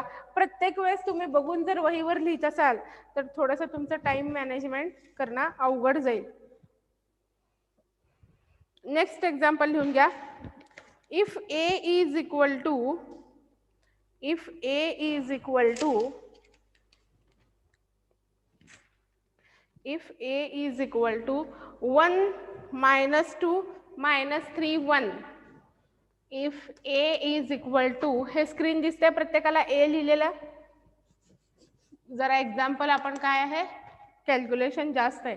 a is equal to 1 minus 2 minus 3 1, 1 minus 2 minus 3 1. Calculation जास्त आहे. 3/3 चे एक्झाम्पल आहे. प्रत्येकाला मी जे लिहायला लागले ते दिसतंय का बोर्डवरचं मुलांनो? ठीक आहे ओके.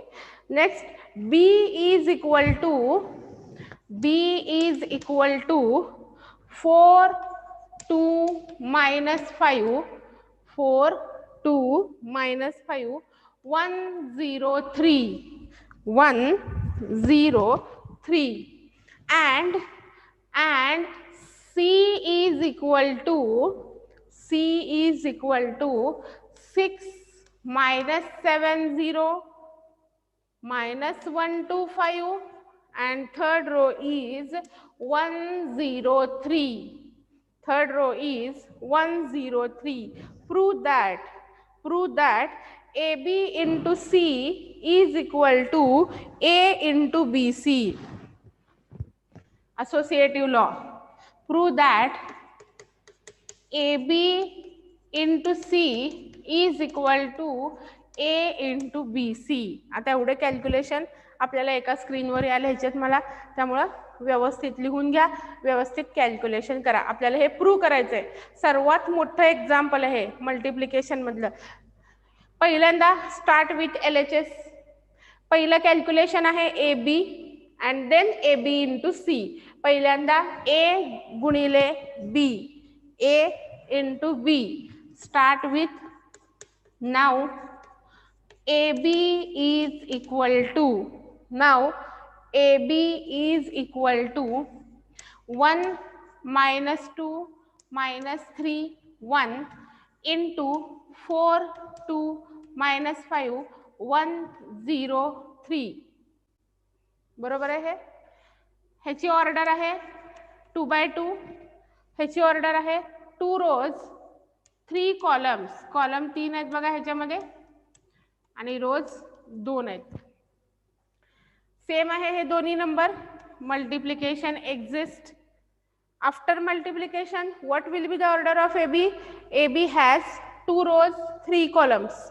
AB मध्ये नवीन जो मॅट्रिक्स येणार आहे AB, त्याच्यामध्ये 2 रोज असतील आणि 3 कॉलम्स असतील. हे लक्षात आलं. आता ऍक्च्युअल मल्टिप्लिकेशन घेऊ.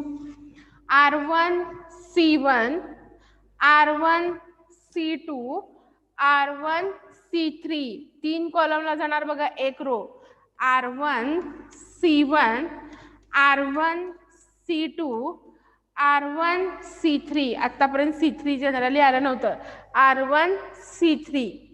आता पहिल्या रोचं कॅल्क्युलेशन झालं. दुसरी row R2 C1, R2 C2, R2 C3, R2 C1, R2 C2, R2 C3. चला कॅल्क्युलेशन घ्या. ऍक्च्युअल कॅल्क्युलेशन घ्या. कॅल्क्युलेशन काय येईल आता? R1 C1, R1 C1, R1 मधला पहिला आहे 1, C1 मधला पहिला आहे 4, 1 into 4 4 plus -2 into 1 -2, R1 C1 संपलं.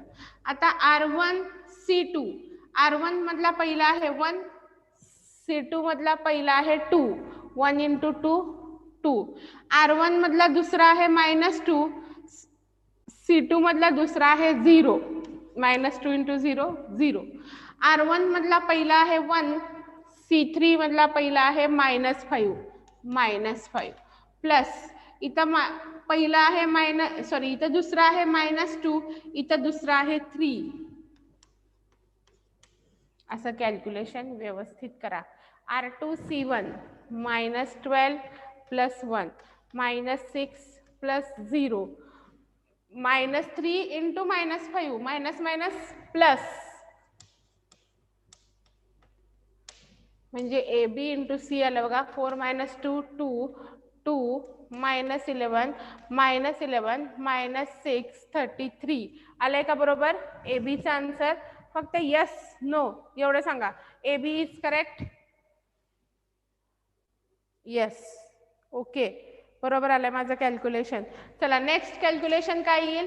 AB into C. Next calculation AB into C. AB into C. AB आधी लिहायचा, C ला नंतर ठेवायचं. C AB काय आलं 2 2 -11 -6 33 into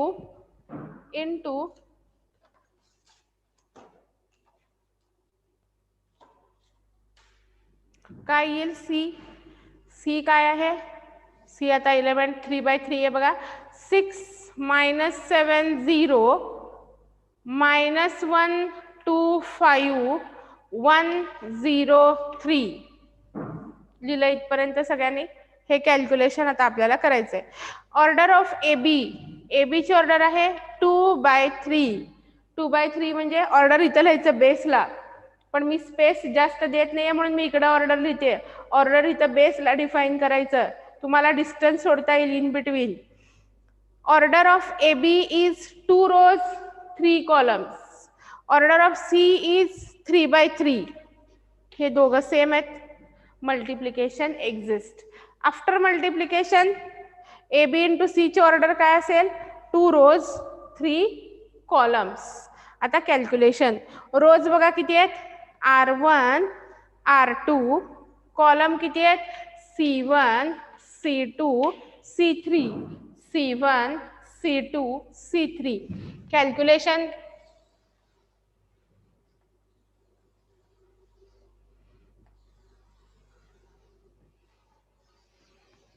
बरोबर आहे. एवढ्या स्पेस मध्ये लिहायचंय मला. व्यवस्थित कॅल्क्युलेशन लिहा. पहिले आता जनरल फॉर्म येईल बघा. R1 C1 R1 C2 R1 C3 R2 C1 R2 C2 R2 C3 R2 C3.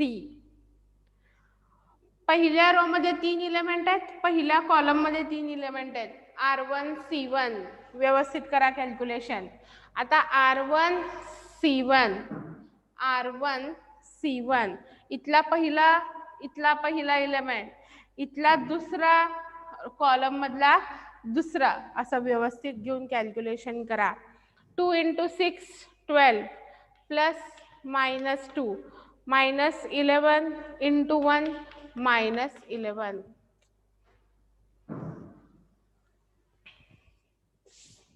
Next element काय येईल सांगा. R1 C2 -14 प्लस 4 प्लस 0 आणि R1 C3 काय येईल 2 into 0 0 2 into 5 10 प्लस -33. हे दिसतंय का बघा इथपर्यंत प्रत्येकाला बोर्ड दिसतंय.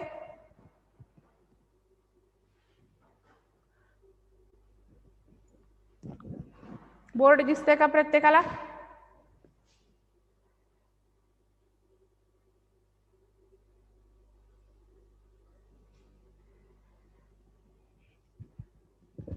बघा ज्यांना बोर्ड दिसत नाहीये त्यांनी थोडंसं कॅल्क्युलेशन काय करा, मनाने सॉल्व करा.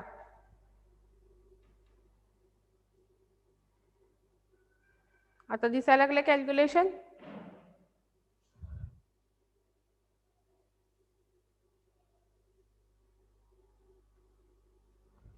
आता दिसलं कॅल्क्युलेशन.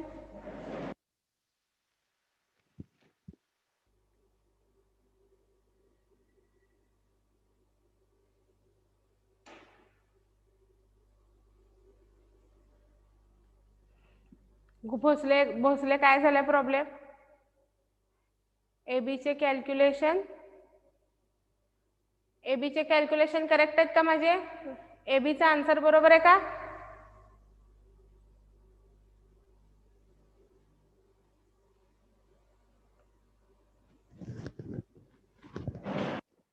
कुठं चुकलं एबीचे कॅल्क्युलेशन.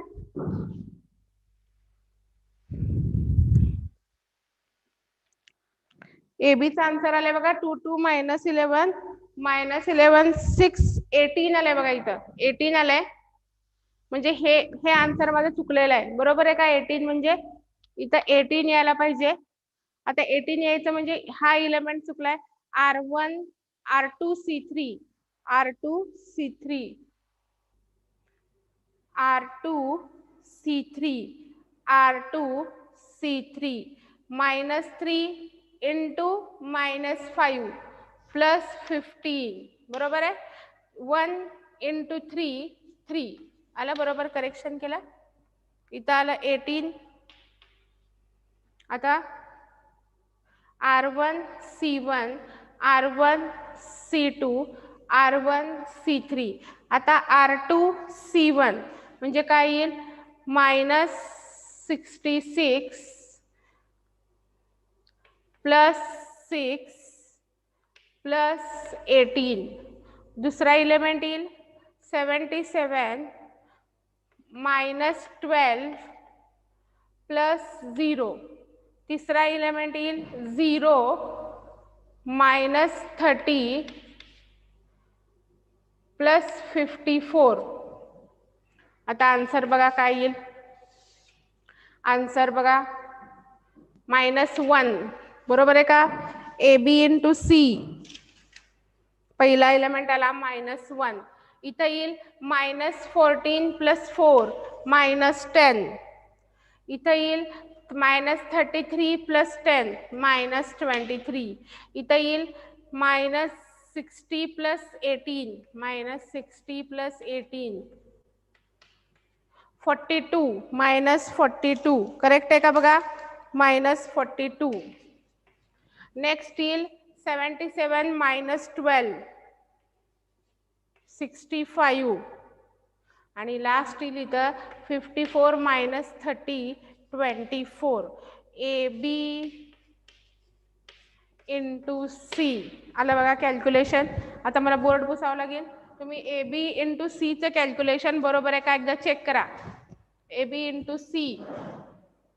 रितेश जरी बोर्ड दिसलं नाही लेकरा तरी तुला कॅल्क्युलेशन येते ना करायला. काय समजलं नाही तेवढं मला विचार बरं. रितेश मनाने कॅल्क्युलेशन कर. तू रोज आन्सर सांगतोय तू. आज तुला काही ना नाही जरी बोर्ड थोडा प्रॉब्लेम झाला दिसायला आपल्याला कारण एक्झाम्पल मोठा आहे मुलांना कॅल्क्युलेशन जास्त आहे. तुमचं तुम्ही कॅल्क्युलेशन करा. रितेश दिसतंय मॅक्झिमम. आता आलंय बरोबर माझं आन्सर. ओके. जे माझं चुकलं होतं बघा कॅल्क्युलेशन थोडंसं काय करा कॅल्क्युलेशन व्यवस्थित करा. असं चुकू नका कारण तिथं ट्रायल एररला चान्स नाहीये. Next point. आता RHS सॉल्व करायला घ्या. ज्यांचं लिहून झालंय त्यांनी RHS सुरुवात करा. A into B C RHS घ्या. A into B C A into B C.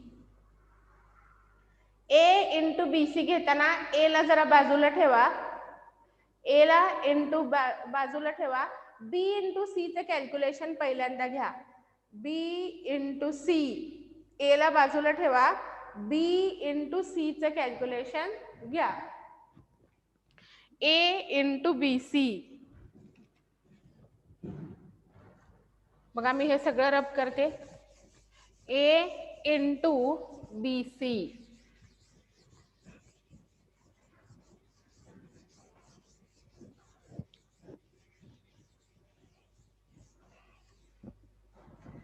A into BC. Now next step. Now A into BC. Now A into BC. Now start with B into C. B into C. B आहे 4 2 minus 5 1 0 3.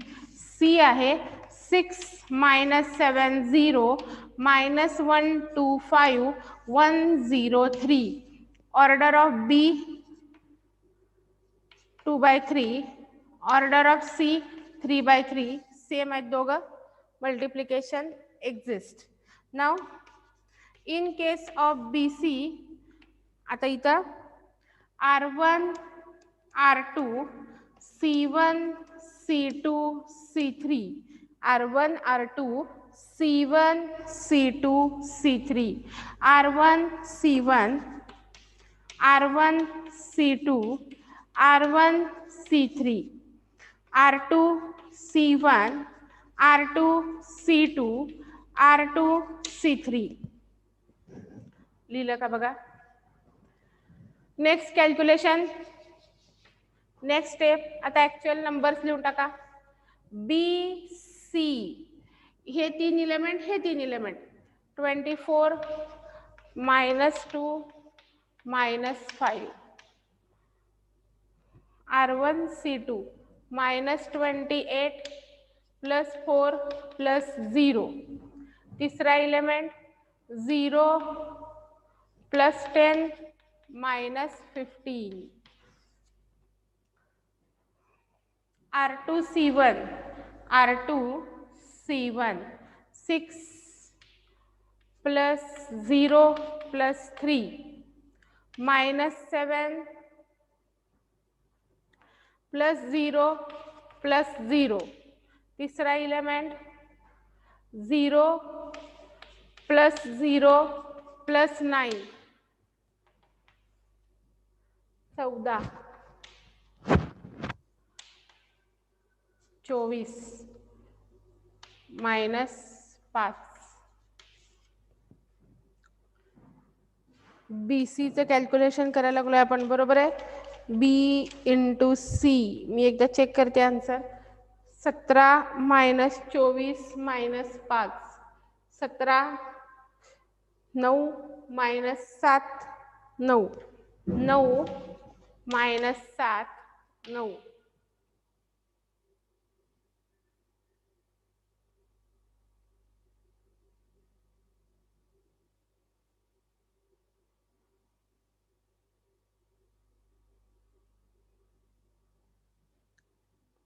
बरोबर आहे. 24 minus 2 22 minus 5 17. इथे 17 येईल का? 17 minus 24 book मध्ये म्हणजे printing mistake आहे बघा. 17 minus 24 minus 5 9 minus 7 9. करेक्ट आले का माझं कॅल्क्युलेशन? करेक्ट आहे कॅल्क्युलेशन? येस. चला नेक्स्ट आता राहिलेलं लास्ट कॅल्क्युलेशन करून घ्या. ए इंटू बी सी कॅल्क्युलेट करा. A into BC, A into BC, A into BC. इथपर्यंत लिहून झालंय का सगळ्यांचं? जे बोर्डवरचं बघून लिहायला लागले त्यांचं इथपर्यंत झालेलं आहे का? जे न बघता लिहायला त्यांनी एक्झाम्पल स्टार्ट करा राहिलेलं. ज्यांचं झालेलं नाही त्यांनी फास्ट लिहा. मी सगळं रब करून हे लास्ट कॅल्क्युलेशन व्यवस्थित करणार आहे. परत एकदा हे व्यवस्थित करायचं आहे आपल्याला. लास्ट कॅल्क्युलेशन हे सगळं बोर्डवरचं लिहिलंय का बघा. Now last calculation A into BC.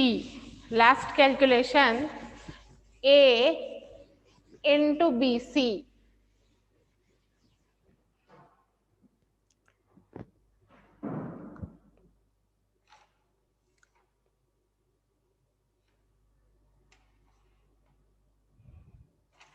A ची व्हॅल्यू आहे 1 minus 2 -3 1 1 -2 -3 1. BCचा आन्सर आलाय आत्ता 17 -24 -5 9 -7 9. बरोबर आहे. आता हे लास्ट कॅल्क्युलेशन आहे, व्यवस्थित सॉल्व करा.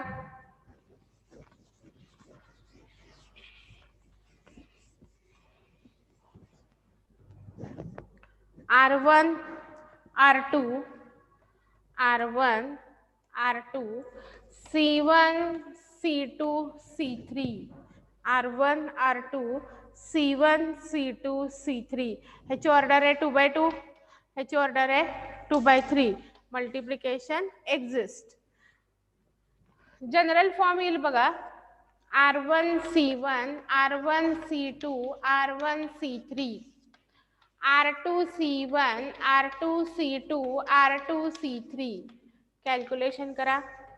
R1 C1 17 प्लस -18 -24 -24 प्लस हे मायनस इंटू मायनस प्लस होईल बघा, +14 -5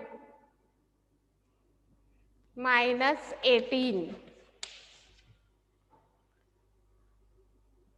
-51 +9 मायनस इंटू मायनस प्लस. बरोबर आहे का.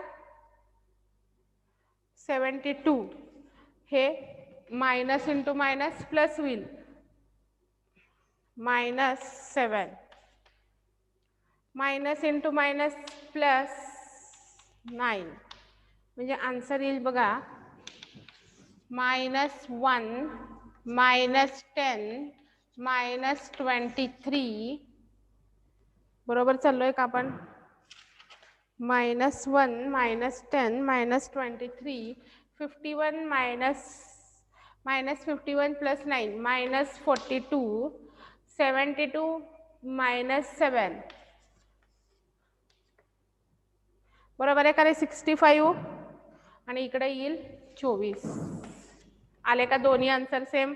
पहिला आन्सर माझ्याकडे नाहीये मुलांनो. दोन्ही आन्सर आपले सेम आले का रितेश. बरोबर आले का आन्सर दोन्ही.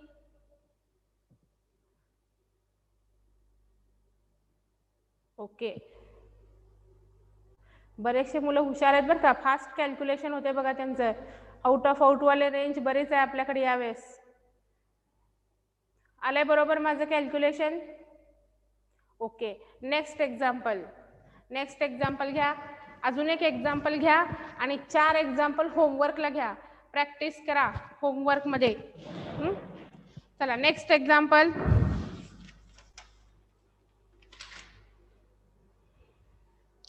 If A is equal to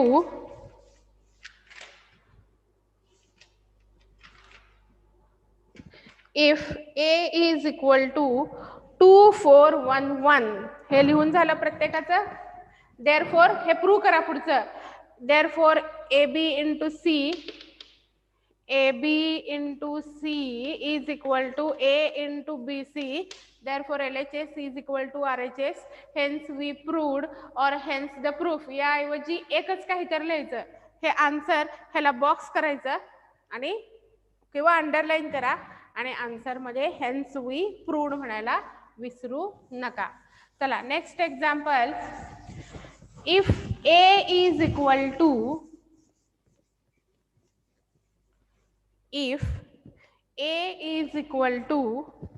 2411. If A is equal to 2411 2/2 है. If A is equal to 2411, A is equal to 2411, prove that A square minus 3A, prove that A square minus 3A is equal to 2I. A square minus 3A is equal to 2I, where I is the identity matrix. Where I is the identity matrix. एवढंच म्हणलेलं आहे. नाव start with LHS. बघा प्रत्येक example मध्ये calculation तेच आहे, गुणाकार, multiplication, पण प्रत्येक एक्झाम्पल वेगळ्या टाईपने विचारलेलं आहे. आपण प्रत्येक टाईपचे एक एक एक्झाम्पल कव्हर करणार आहे, एक एक एक्झाम्पल होमवर्कला घेणार आहे. आलं लक्षात? आता हा वेगळा टाईप आहे बघा, a² - 3a. बरोबर. आता या एक्झाम्पल मध्ये मोस्ट इम्पॉर्टंट नोट लिहून घ्या, जे 80% मुलं चुकतात.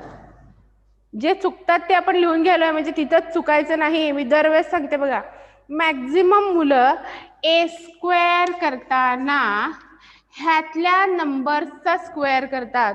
फॉर एक्झाम्पल कसं चुकतात बघा, if a is equal to 2411 then a² is equal to 41611 असं 80% मुलं करतात गडबडीमध्ये. बरोबर आहे. म्हणजे मी किती पेपर गडबडीत सोडवला आहे हे दाखवून देतात बघा. It is 101% wrong. हे 100% चुकीचं आहे. Then a² is equal to a² is equal to calculation करताना असं डायरेक्ट येणार नाही. a इंटू a 2 वेळा घ्यावं लागेल कॅल्क्युलेशन मध्ये. असं नंबरचा स्क्वेअर लिहिला तर a² directly we cannot get directly a² by squaring every element of matrix A. असं आपल्याला a² मिळू शकत नाही. हे मोस्ट इम्पॉर्टंट पॉइंट लिहून ठेवा. एक्झाम्पल सोडवताना पेपरमध्ये लिहायची गरज नाही. तपासणाऱ्याला तेवढं येत असते मॅथ्स. आलं इथपर्यंत? नोट लिहिली. Now start with LHS. Start with LHS. a² - 3a. आता पहिल्यांदा आपण कॅल्क्युलेशन करू.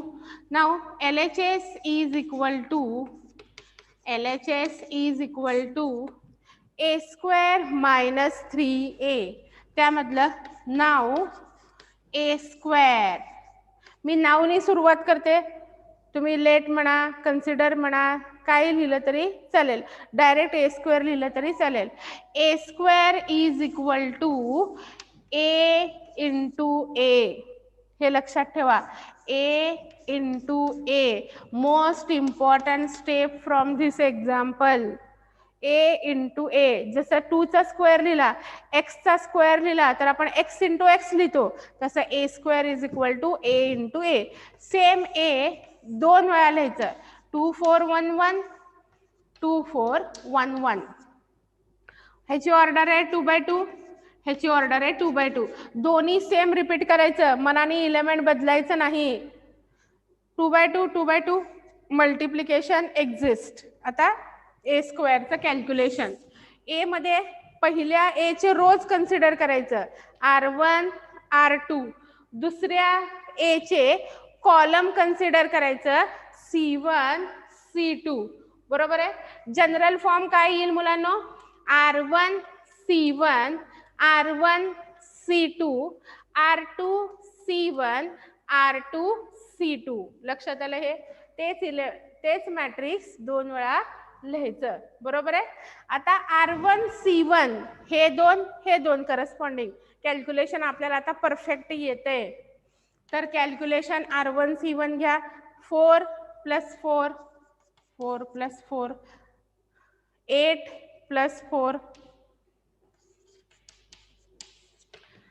2 + 1 आणि लास्ट आहे 4 + 1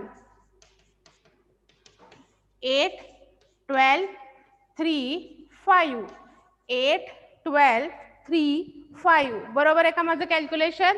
8 12 3 5 बरोबर आहे.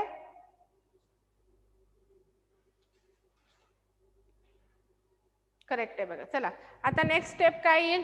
नाव a² - 3a is equal to a² - 3a is equal to. आता a² तर आपल्याकडे आलेलं आहे 8 12 3 5 मायनस 3a 3 आणि a चा गुणाकार. या कॅल्क्युलेशनला आपण कसलं मल्टिप्लिकेशन म्हणणार? Which type of multiplication is this 3a? 3a ला कसलं कॅल्क्युलेशन म्हणणार? Scalar multiplication. काय म्हणणार? Scalar multiplication. ज्यांना तोंडी येते हे कॅल्क्युलेशन त्यांनी डायरेक्ट आन्सर लिहिलं तरी चालेल. 8 minus 6 2, 12 minus 12 0, 3 minus 3 0 आणि 5 minus 3 2. 5 minus 3 2. हे काय आलं? Calculation of LHS. LHSचं उत्तर काय आलं? 2002. आता आपण सोडवणार आहे RHS.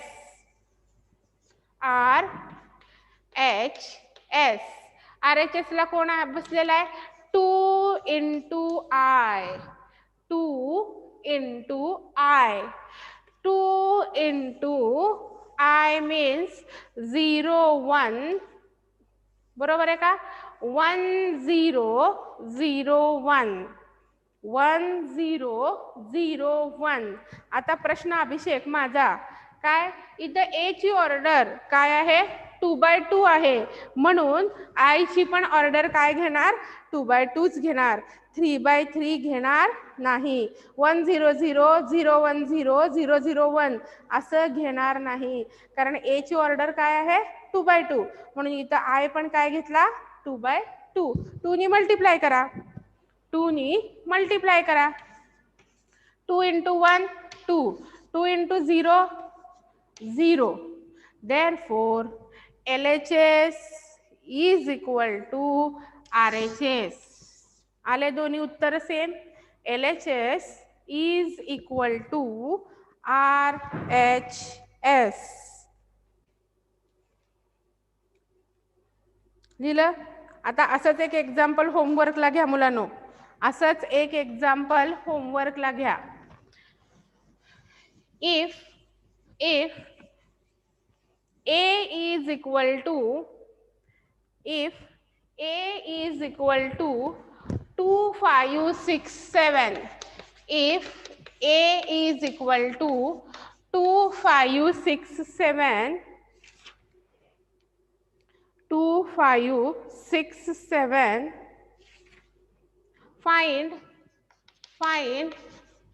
A square plus 4A plus 2I. A square plus 4A plus 2I. Answer बघा. आन्सर लिहून घ्या. A स्क्वेअरचा आन्सर येते बघा 34 45 54 79. हे A स्क्वेअरचा आन्सर येते. आणि फायनल आन्सर येते. Final answer 44 65 78 109. 109. सॉल्व करता येईल. हे सॉल्व करता येईल एक्झाम्पल.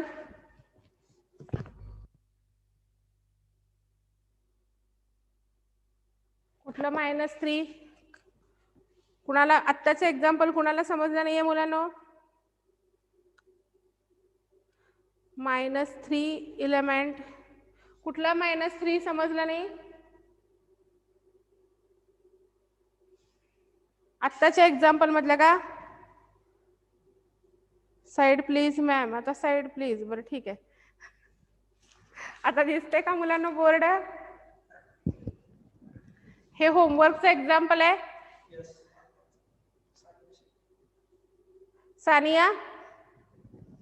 सानिया काय समजलं नाही बेटा तुला? कुठलं समजलं नाही स्टेप? हे 3 कुठनं आलं समजलं नाही का? हे 3 कुठनं आलं? तर हे क्वेश्चन मध्ये होतं बघा. A square -3. A square -3A. Question विचारलं होतं आपल्याला. A square -3A is equal to असं सांगितलं होतं ना मी. क्वेश्चन असंच सांगितलं होतं ना. 6 12 3 3 कुठून आलं? 6 12 3 3. कुठलं 6 12 3 3?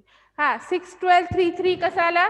-3 मधला मायनस साईडला ठेवलं 3 into every element of this matrix A 3 into 2 6 3 into 4 12 3 into 1 3 and 3 into 1 3 समजलं Sania multiply each and every element of matrix A by 3 त्याला आपण म्हणतो स्केलार मल्टिप्लिकेशन समजलं सगळ्यांना सानिया समजलंय अजून कुणाला काय प्रॉब्लेम आहे आजच्या सिलेबस पर्यंत थोडंसं कॅल्क्युलेशन पार्ट जास्त आहे मुलांनो व्यवस्थित काय करा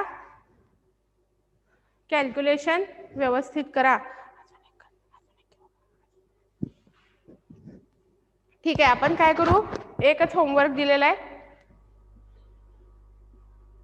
भोसले आता लेक्चर संपल्यावर सांगतोय लेकरा कालचं क्वेश्चन 2 सॉल्व करा म्हणून मला व्हॉट्सअपला टाक क्वेश्चन 2 मी तुला सोडवून दाखवते हा ओके ठीक आहे आपण थांबू आज उद्या कंटिन्यू करू राहिलेला syllabus then okay and thank you bye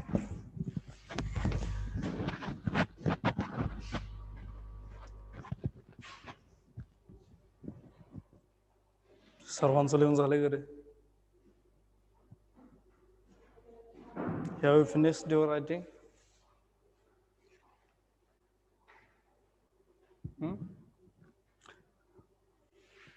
Okay, before starting of my lecture, I would like to tell you something about login and logout. Topic सुरू करण्याआधी तुम्हाला काही सूचना द्यायच्या जसं की तुम्हाला सरांनी काल मेसेज टाकलेला आहे की ज्या वेळेस तुम्ही लिंकला टच करून या ठिकाणी लॉग इन करता त्यावेळेस ज्या पद्धतीने सरांनी सांगितलं बऱ्याच जणांनी आता कोणी महिरूपी कंस वापरलाय कोणी साधा कंस वापरलाय कोणी कंस वापरलेला नाहीये असं अजिबात करू नका कारण याचं नुकसान तुम्हाला स्वतःला सहन करावं लागणार आहे कारण आजपासून आपण अटेंडन्स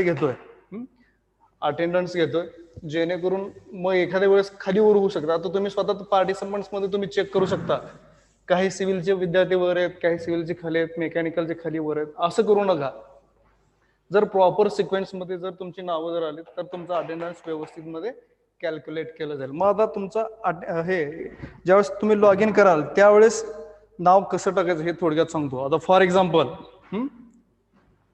कोण येतं इथे एखादा विद्यार्थी सीओ चोपडे रोहन सरांनी काल कसं सांगितलंय अगोदर ब्रॅकेट करा दिसतंय सर्वांना हा ब्रॅकेट त्याच्यानंतर सीओ कॅपिटल लेटर सीओ त्याच्यानंतर स्पेस द्या चोपडे रोहन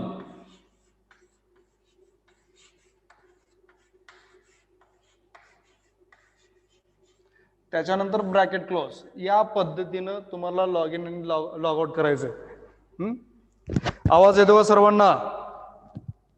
सर्वांना आवाज येतोय का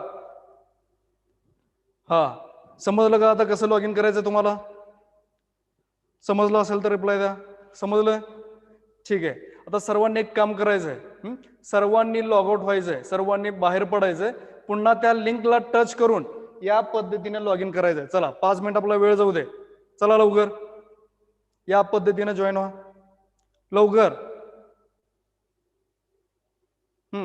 लवकर लॉग आउट करून लगेच तुम्ही पुन्हा नव्याने लॉग इन व्हा चला लवकर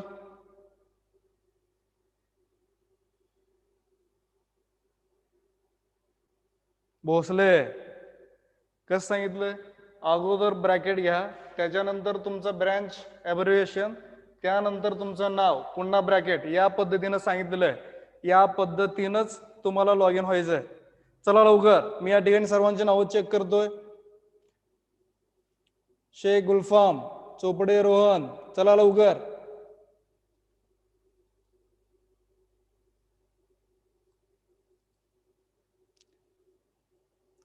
बनसोडे प्रणिता फक्त आपल्याला सिव्हिललाच ब्रॅकेट नाही करायचंय चला लवकर ज्या बनसोडे प्रणिता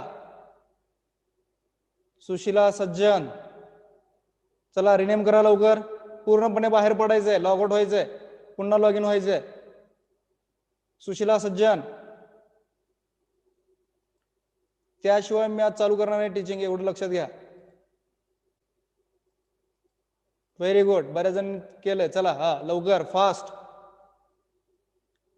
भानुदास राम आळणकर, इलेक्ट्रिकलला नाही करायचंय, व्यवस्थित बघ बोर्डावरती कसं सांगितलंय. भानुदास समजते का? चल लवकर लॉग आउट हो परत.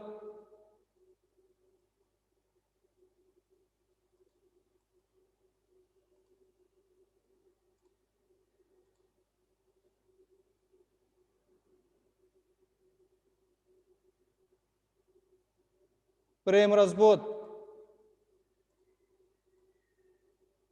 आदित्य बिराजदार,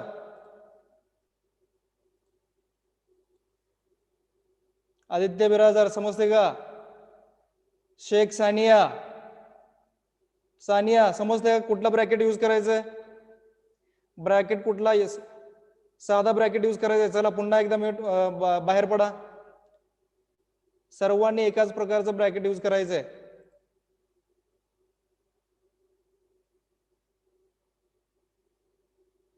तहुरा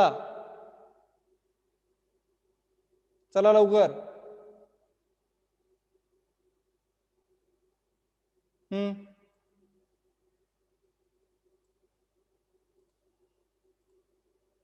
फास्ट. गावकरे कृष्णात काय सांगितलंय?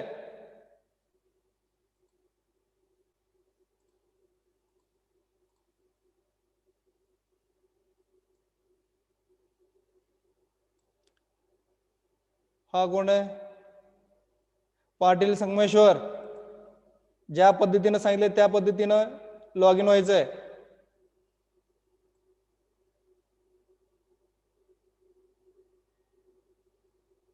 सुशिला सज्जन समजतंय कसं व्हायचंय?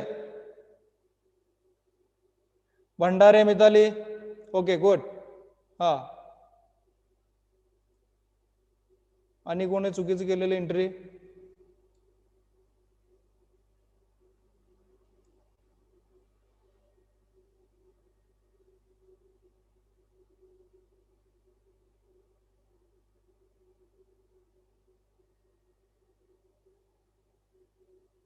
Very good. हा कोण आहे? शशांक राजगुरू. ब्रॅकेट टाकायचंय, ब्रॅकेट टाकून या आतमध्ये. दामा साक्षी व्यवस्थित एंट्री करा. बॅळे ब्रॅकेट टाका. चोपडे ब्रॅकेट टाक.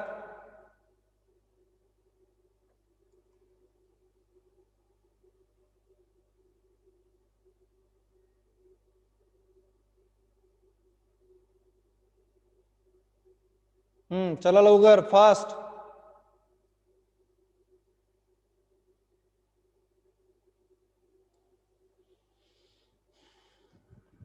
ओके, बाकीच्यांचं सर्वांचं व्यवस्थित बरोबर आहे. Okay, yesterday I told that about a brief summary about first topic, which is Shiva's blessing. Today we are going to continue as it is. First topic named Shiva's blessing.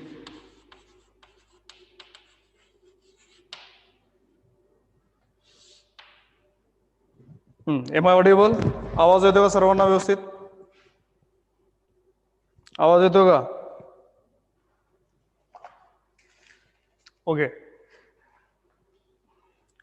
हा तुमचा MSBTचा text book आहे, पुस्तक आहे, जे की तुम्हाला सर्वांना compulsory दिलं जाईल. त्यामुळे टेक्स्ट बुकच्या बाबतीत अजिबात विचार करायचा नाही. ज्यावेळेस कॉलेज चालू होईल त्यावेळेस तुम्हाला सर्वांना हा बुक कॉलेज थ्रू तुम्हाला दिला जाईल. ठीक आहे.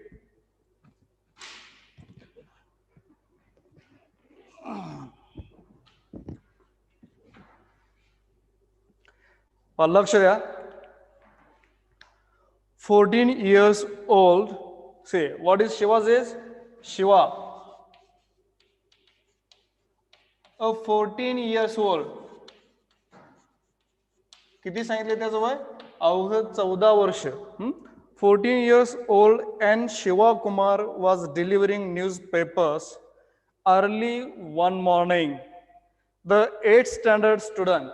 See, 8th standard student.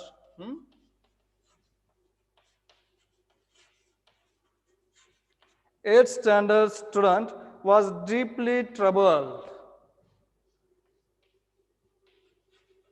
Was deeply troubled. It was the start of academic year. Why? Because of start of academic year. It was the start of academic year, and his father, an out of work lorry driver. See, his father serves as a lorry driver. Father, lorry driver.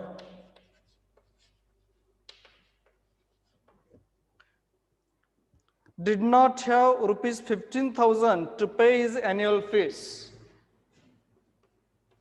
15,000 rupees fees. So Shiva was afraid he would not be able to continue his schooling. There was nobody he could ask for so much money. See what is given. माझा आवाज येतो का सर्वांना? आवाज येतो ना?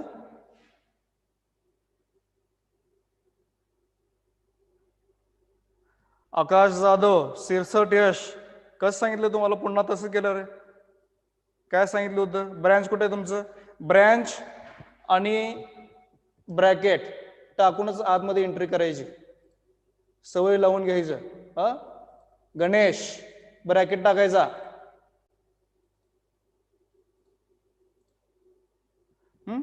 Say, a 14 years old. See, 14 years old Yan Shiva Kumar. See, what is given his age? 14 years. He was 14 years old, who is studying in the 8th standard. He was deeply troubled. See, he was deeply troubled because of his poor financial condition. See what is given? He was deeply troubled because it was the start of academic year where he could not pay his school fees. How much? Near about 15,000. Why? Because his father serves as a lorry driver, so that his monthly income was totally very less, so that he was very troubled or he was very problematic. Is that clear? समजलं का? What is father name Shiva? Nagendra. पुढे सांगेन तुम्हाला. Say, 14 years old Yan Shiva Kumar, who was studying 8th standard, and it was his starting of academic year. He was deeply troubled because he could not pay school amount. See, 15,000. Why? Because of his family's poor financial condition, his father serves as a lorry driver, where he could not achieve more money, so that he was very troubled or very deeply troubled. समजलं का काय सांगतोय? समजलं का? See, now I would like to explain in Marathi. एक 14 वर्षाचा मुलगा आहे. 14 वर्षाचा मुलगा आहे की ज्याचं नाव काय सांगितलंय? Yan Shiva Kumar. And Shiva Kumar, who was 14 years old. अवघं 14 वर्षाचं आहे. नुकतंच तो या ठिकाणी 8वी मध्ये प्रवेश घेतलेला आहे किंवा 8वीच्या वर्षामध्ये तो प्रवेश केलेला आहे. आणि तो ज्यावेळेस एके दिवशी त्या ठिकाणी न्यूजपेपर डिलिव्हर करत होता सकाळच्या वेळेस, तो अतिशय अडचणीमध्ये असल्याचं त्या ठिकाणी दिसलेलं आहे. He was deeply trouble because it was the start of academic year. कारण हे नुकतंच त्याचं या ठिकाणी 8वीचं वर्ष सुरू झालं होतं. त्याचे वडील या ठिकाणी लॉरी ड्रायव्हर म्हणून या ठिकाणी काम करत होते, की जेणेकरून त्यांची जी काही मंथली इन्कम आहे अतिशय जेमतेम तटपुंजी, ज्याला आपण काय म्हणतो एकदम तुटपुंजी, एकदम कमी स्वरूपाचं आहे, जे जेणेकरून ते आपल्या मुलाची जी काही असणारी वार्षिक फी आहे 15,000 रुपये, हे फी किंवा ही जी काही असणारी फी आहे हे ठिकाणी व्यवस्थितपणे पे करू शकत नव्हते. ते एकंदरीत त्याच्या पुअर फायनान्शियल कंडिशनमुळं हा शिवा या ठिकाणी अडचणीत असल्याचं या ठिकाणी सांगितलेलं आहे. समजलं? पुन्हा एकदा सांगतोय, एक 14 वर्षाचा यन शिवाकुमार नावाचा मुलगा आहे. तो एके दिवशी पहाटे न्यूजपेपर टाकत असताना लेखकाला अतिशय काळजीग्रस्त असताना दिसलेलं आहे. यानं नुकतंच या ठिकाणी 8वी मध्ये प्रवेश केलेले आहे आणि त्याच्या 8वी जी काही प्रवेश फी आहे 15,000 हे ते त्या ठिकाणी भरू शकत नव्हता किंवा भरू शकत नाही. या विचारामुळे तो काळजीग्रस्त असल्याचं सांगितलेलं आहे. कारण काय दिलेलं आहे की त्याचे वडील हे या ठिकाणी लॉरी ड्रायव्हर म्हणून काम करतात, जेणेकरून त्यांची जी काही महिन्याची अर्निंग स्टेटस आहे किंवा महिन्यात जो काही त्यांचा पगार आहे हे अतिशय कमी स्वरूपाचं असल्याचं सांगितलेलं आहे. समजलं का? फर्स्ट पॅरेग्राफ समजलं का? Reply the fast. समजले का? ओके, हा झाला फर्स्ट पॅरेग्राफ. पुढे पहा. As Shiva was about to toss a newspaper into a bungalow. पहा आता पुढे काय दिलेलं आहे.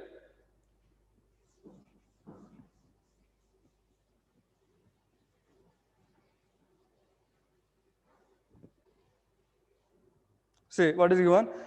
As Shiva was about to toss a newspaper into a bungalow, he spotted a new resident, a kind-looking man named Krishna Vedvas. See, when next morning, while he was tossing his newspaper in a home, toss म्हणजे काय? उन्हाळणे. Toss म्हणजे काय? फेकणे. किंवा एखाद्या घरामध्ये ज्यावेळेस तो न्यूजपेपर फेकत होता त्या ठिकाणी त्यानं पाहिलेलं आहे की एका शेजारच्या नवीन बंगल्यामध्ये त्या ठिकाणी अंकल कृष्णा वेदव्यास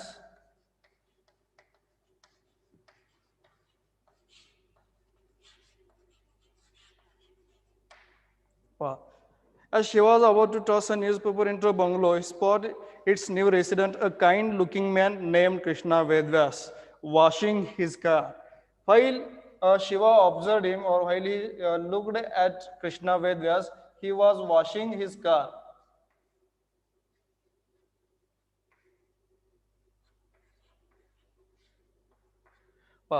ज्या वेळेस दुसऱ्या दिवशी ज्यावेळेस शिवा हा त्या ठिकाणी वर्तमानपत्र या ठिकाणी एका नवीन बंगल्यामध्ये टाकत होता त्यावेळेस त्याने एका व्यक्तीला, अशा एका दयाळू व्यक्तीला पाहिलेलं आहे की ज्याचं नाव या ठिकाणी कृष्णा वेदव्यास दिलेलं आहे. कृष्णा वेदव्यास हे स्वभावाने अतिशय दयाळू असल्याचं या ठिकाणी लेखक सांगतायत की ज्यावेळेस शिवा तो त्या ठिकाणी त्या बंगल्यामध्ये न्यूजपेपर टाकत असतो त्यावेळेस ह्या जो बंगल्याचा मालक आहे तो अतिशय दयाळू असल्याचं सांगितलेलं आहे आणि त्याच वेळेस तो त्या ठिकाणी स्वतःच कार या ठिकाणी धुवत असल्याचं सांगितलेलं आहे. While Shiva Kumar was a tossing newspaper in a bungalow, he observed there a kind-hearted man whose name is Krishna Vedvyas. He was washing his car. See what happened? पुढे काय झालं पहा. Washing his car. In his desperation, hopeless. बोर्डाला शब्द या ठिकाणी synonym आणि antonym board 2-2 मार्कासाठी विचारले जातात. Desperation. Desperation means hopeless, हताश किंवा यालाच आपण काय म्हणतो निराश.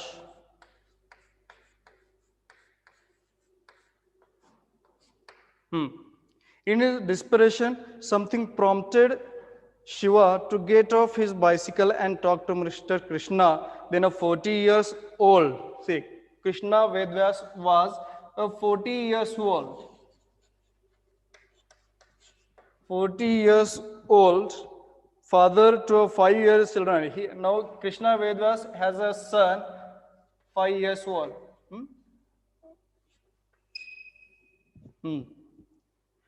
40 years old father to a 5 years old son and manager at a brand consulting firm. See, Krishna Vedvyas was working as a manager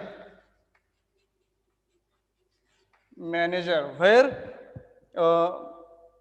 in a brand consulting firm.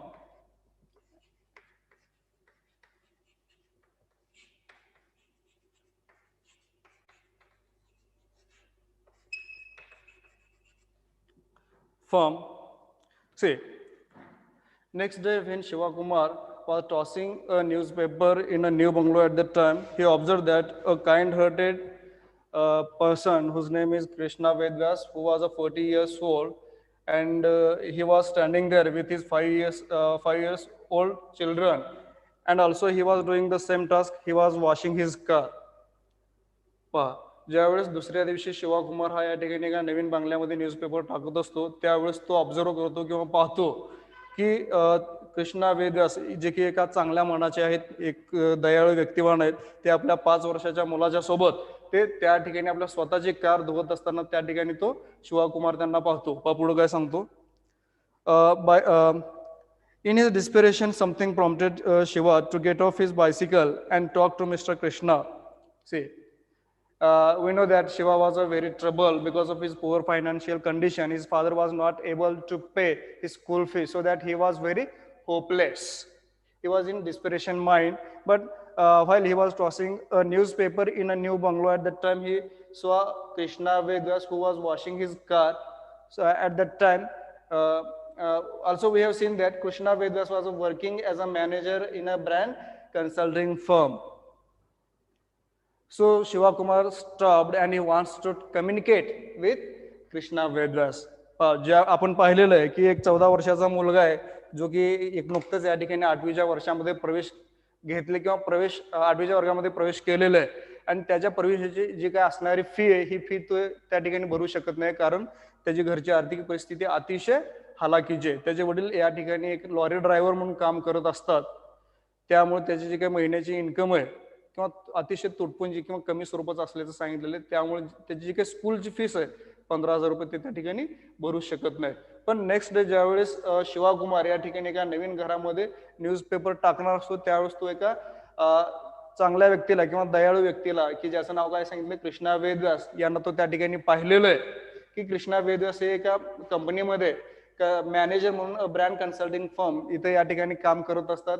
ज्यावेळेस ज्यावेळेस शिवा त्यांना पाहतो त्यावेळेस कृष्णा वेदव्यास हे आपल्या 5 वर्षाच्या मुलासोबत या ठिकाणी कार वॉश करत असतात, आणि ऑलरेडी त्याचं माइंड डिस्टर्ब झाल्यामुळे किंवा तो निराश या अवस्थेत असतो, आणि तो लगेच आपली सायकल पूर्णपणे त्या ठिकाणी थांबवतो आणि त्यांना बोलण्याच्या तयारीमध्ये पुढे जातो. समजलं इथपर्यंत? समजलं का?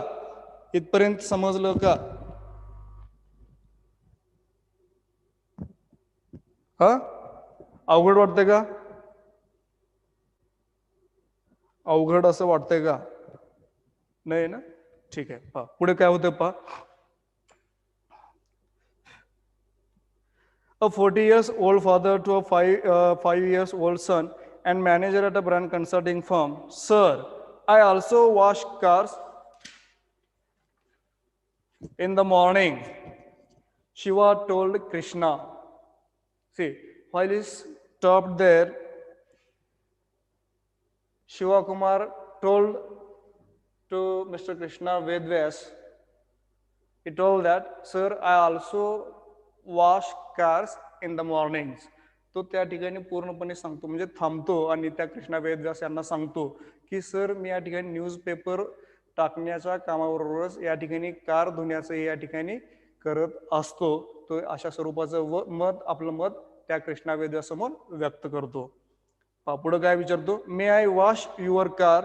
Years earlier, Shiva's mother had sold much of jewelry to get him into Maruti Vidyalaya, an English medium ICSC school not far from their home. See, while Shiva communicates with Krishna Vedvyas, he wants to take a permission regarding washing his car. At the same time, he remembered that at last year, his mother sold her all jewelries. For what? She sold her all jewelries to get him into Maruti Vidyalaya, an English medium school, which is ICSC board. या ठिकाणी सांगितलेलं आहे. तो त्या ठिकाणी बोलत असतो, या ठिकाणी कृष्णा वेदव्यास यांना बोलत असतो की बाबा या ठिकाणी मी वर्तमानपत्र टाकण्याबरोबरच या ठिकाणी कार धुण्याचं हे काम करत असतो. आणि त्याच वेळेस त्याला या ठिकाणी हेही आठवतं की गेल्या वर्षीच्या शिक्षणासाठी त्या ठिकाणी ऍडमिशन घेण्यासाठी त्याच्या आईनं त्यांच्याजवळ असणारी जी काही ज्वेलरी आहे, ज्वेलरी म्हणजे त्यांचे जे काही असणारे दागिने आहेत, हे दागिने पूर्णपणे विकून त्या ठिकाणी मारुती विद्यालया,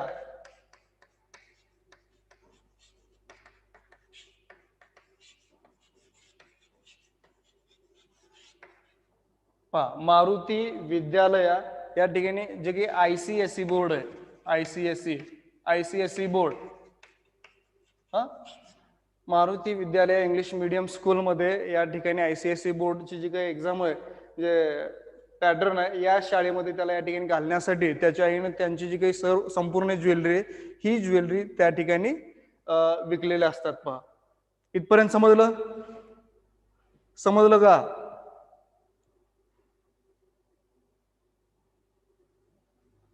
समजलं की नाही? काय अडचण आहे का? ओके, ठीक आहे, समजलं. Years earlier, Shiva's mother had sold much of jewelry to get him into Maruti Vidyalaya and English medium ICSC school, not far from their home, where where he had taken his admission, and that school was near to his home. ज्या ठिकाणी त्यांना admission घेतलेलं आहे त्या ठिकाणी जी काही शाळा आहे ती शाळा त्याच्या घरापासून अतिशय जवळ असल्याचं सांगितलेलं आहे.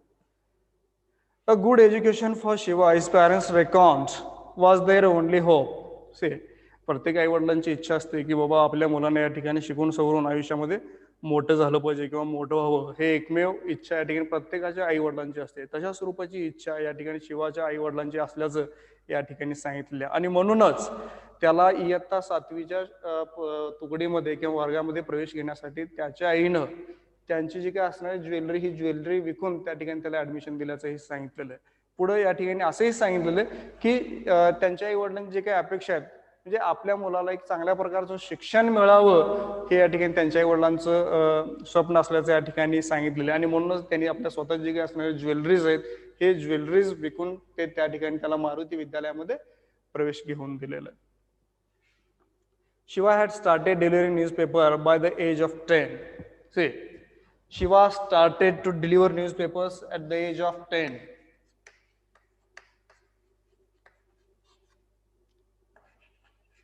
वयाच्या 10व्या वर्षापासूनच त्याने या ठिकाणी न्यूजपेपर डिलिव्हर करण्याचं काम सुरू केलेलं आहे.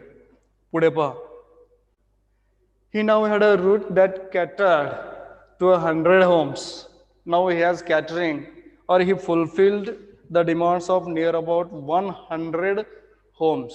आता या ठिकाणी जवळपास तो रोज 100 घरांची डिमांड्स किंवा न्यूजपेपर जी काही डिमांड आहे ते डिमांड पूर्ण करण्याचं काम या ठिकाणी शिवा करत असतो. म्हणजे थोडक्यात काय की जवळपास 100 घरांना तो त्या ठिकाणी न्यूजपेपर वाटण्याचं काम करत असतो. Which brought into 150 a month. Means while he was delivering his newspaper at the time, at the age of 10, he earned 150 rupees per month. ज्यावेळेस तो वयाच्या 10व्या वर्षी त्या ठिकाणी न्यूजपेपर डिलिव्हर करण्याचं काम करत होता त्यावेळेस त्याच्याजवळ अवघे 100 कस्टमर असल्याचं सांगितलेलं आहे. म्हणजे 100 घरांमध्ये तो त्या ठिकाणी पेपर टाकत असते जेणेकरून त्याला या ठिकाणी महिन्याकाठी किती रुपये मिळायचे? 150 रुपये ते त्या ठिकाणी त्याला मिळत असत. His father Nagendra. Say what was Shiva's father name? कुणीतरी विचारलं होतं. Nagendra. Nagendra father, Shiva's father.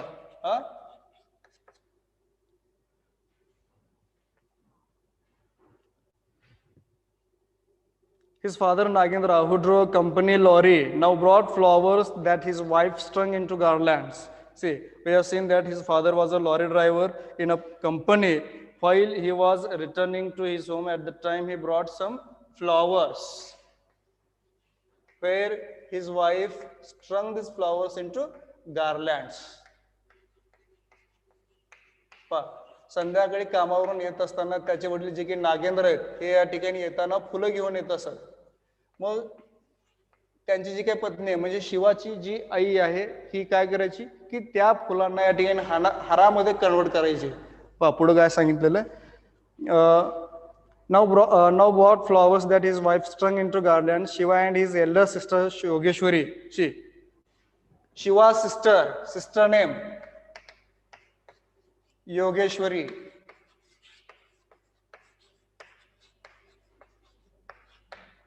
What was Shiva's sister name?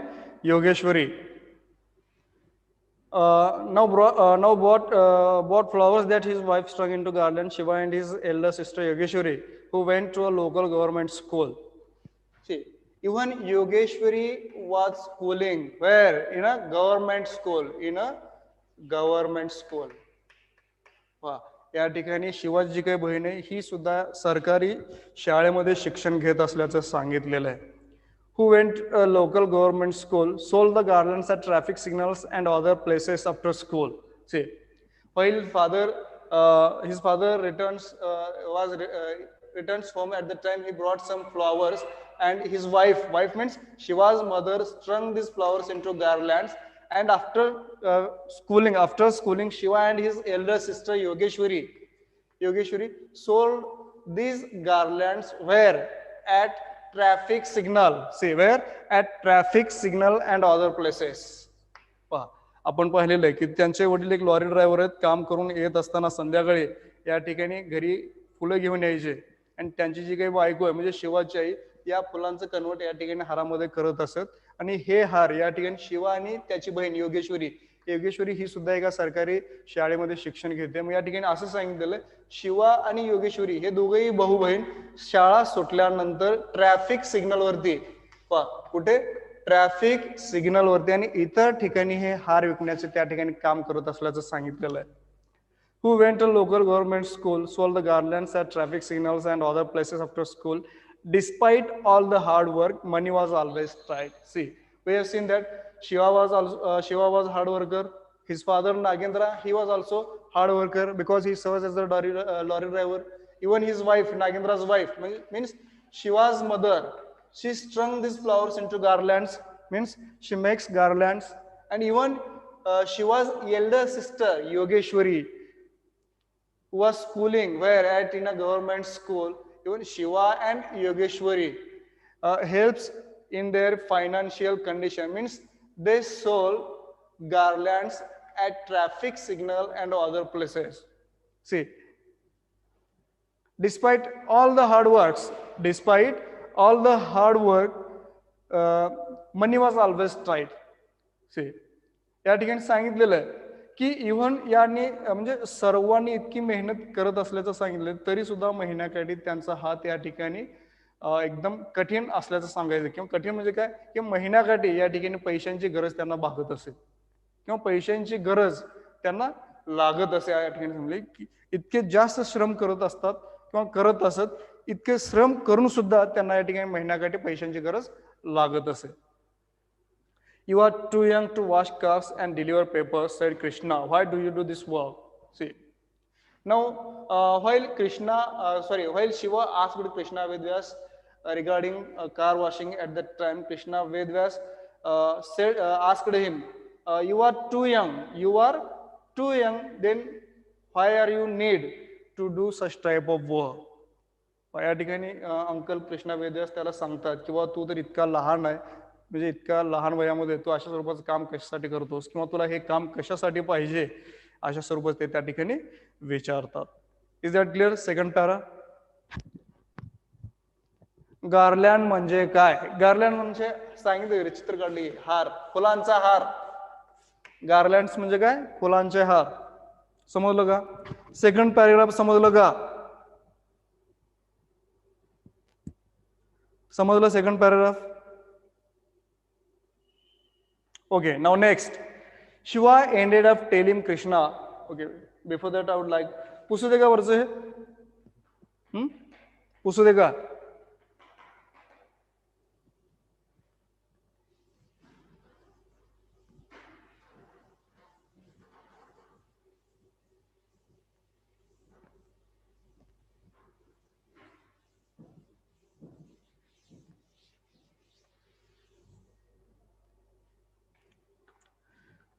Shiva ended telling Krishna about his family situation.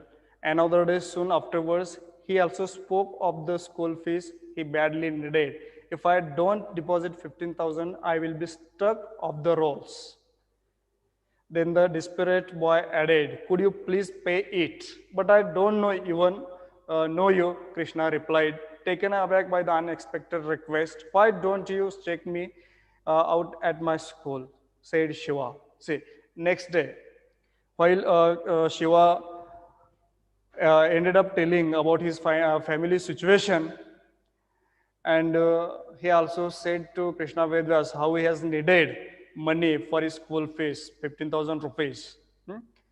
At the same time, Shiva asked him, "Can you pay my school fees, please?" Afterward, Krishna Vedvyas said that you are new, or I don't know who are you, or even I don't know even about you. While Shiva Kumar listened such type of speech, at that time he taken aback his unexpected request. At the same time, he said that, why you don't check out me at my school?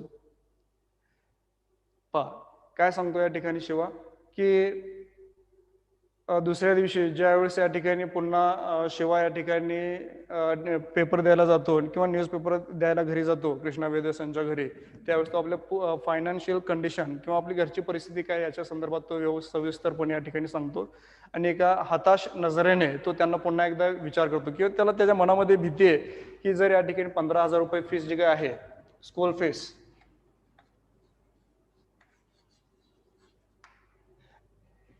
if he cannot pay 15,000 rupees, he could struck off his roles. म्हणजे या ठिकाणी त्याला या ठिकाणी हजेरी पटावरून कमी करण्यात येईल अशी भीती या ठिकाणी शिवकुमारला वाटत असे.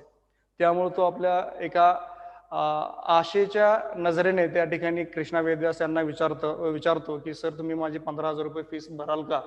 मग या ठिकाणी कृष्णा वेदव्यास सांगतात की आई बाबा तुम्हाला माहित पण नाहीये तू कोण आहे आणि तू तर माझे म्हणजे नुकतीच आपली ओळख झालेली आहे, इव्हन तुझ्या बाबतीत मला चांगलं माहिती नाहीये, मग मी तुझे पैसे कसं काय भरू? याच्या पुढे काय म्हणतो तो परत,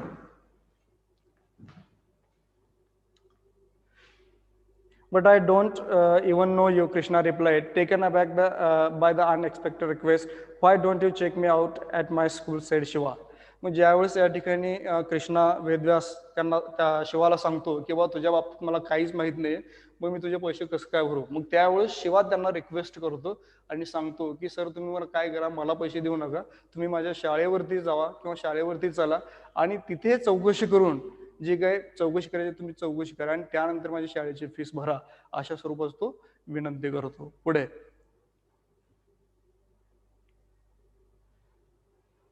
said Shiva, his eyes fixed on Krishna's with hope. You need not give the money to me. You can give it to my school so that I may continue with my studies. See, even Shiva requests to the Krishna, you don't give me money, but give to my school where I need my money to pay school fees. या ठिकाणी काय म्हणतो शिवा की तुम्ही पैसे मला देऊ नका, हे जे पैसे तुम्ही काय करा माझ्या शाळेवरती चला, शाळेमध्ये गेल्यानंतर चौकशी करा आणि चौकशी केल्यानंतर जी काय माझी शाळेची फीस आहे ही फीस तुम्ही त्या ठिकाणी भरून टाका, अशा स्वरूपाचा तो त्यांना मदत मागतो. पुढे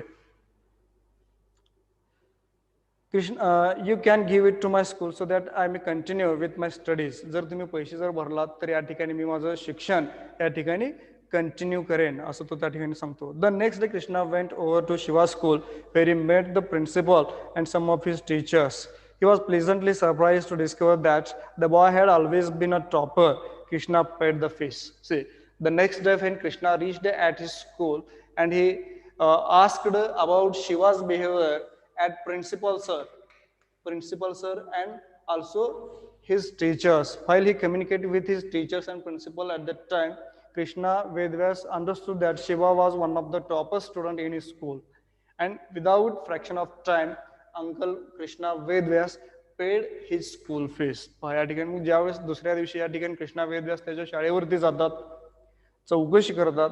चौकशीमध्ये त्यांना असं समजून येतं की ज्यावेळेस ते चौकशी करत असतात त्यांचे प्रिन्सिपल असतील किंवा त्याचे इतर शिक्षक असतील त्यांच्यासोबत त्या ठिकाणी कम्युनिकेशन केल्यानंतर त्यांना म्हणजे ऐकल्यानंतर एक आश्चर्याचा धक्का बसतो आणि ते असं असतं की शिवा हा सुरुवातीपासूनच या ठिकाणी शाळेमध्ये टॉपर असणारा विद्यार्थी असल्याचं या ठिकाणी त्यांना समजतं आणि क्षणाचाही विचार न करता या ठिकाणी कृष्णा वेदव्यास त्याची जी काही असणारी फीस आहे ही फीस त्या ठिकाणी भरून टाकतात. पुढे बघ. He was pleasantly surprised to discover that the boy had always been topper. Krishna paid the fees.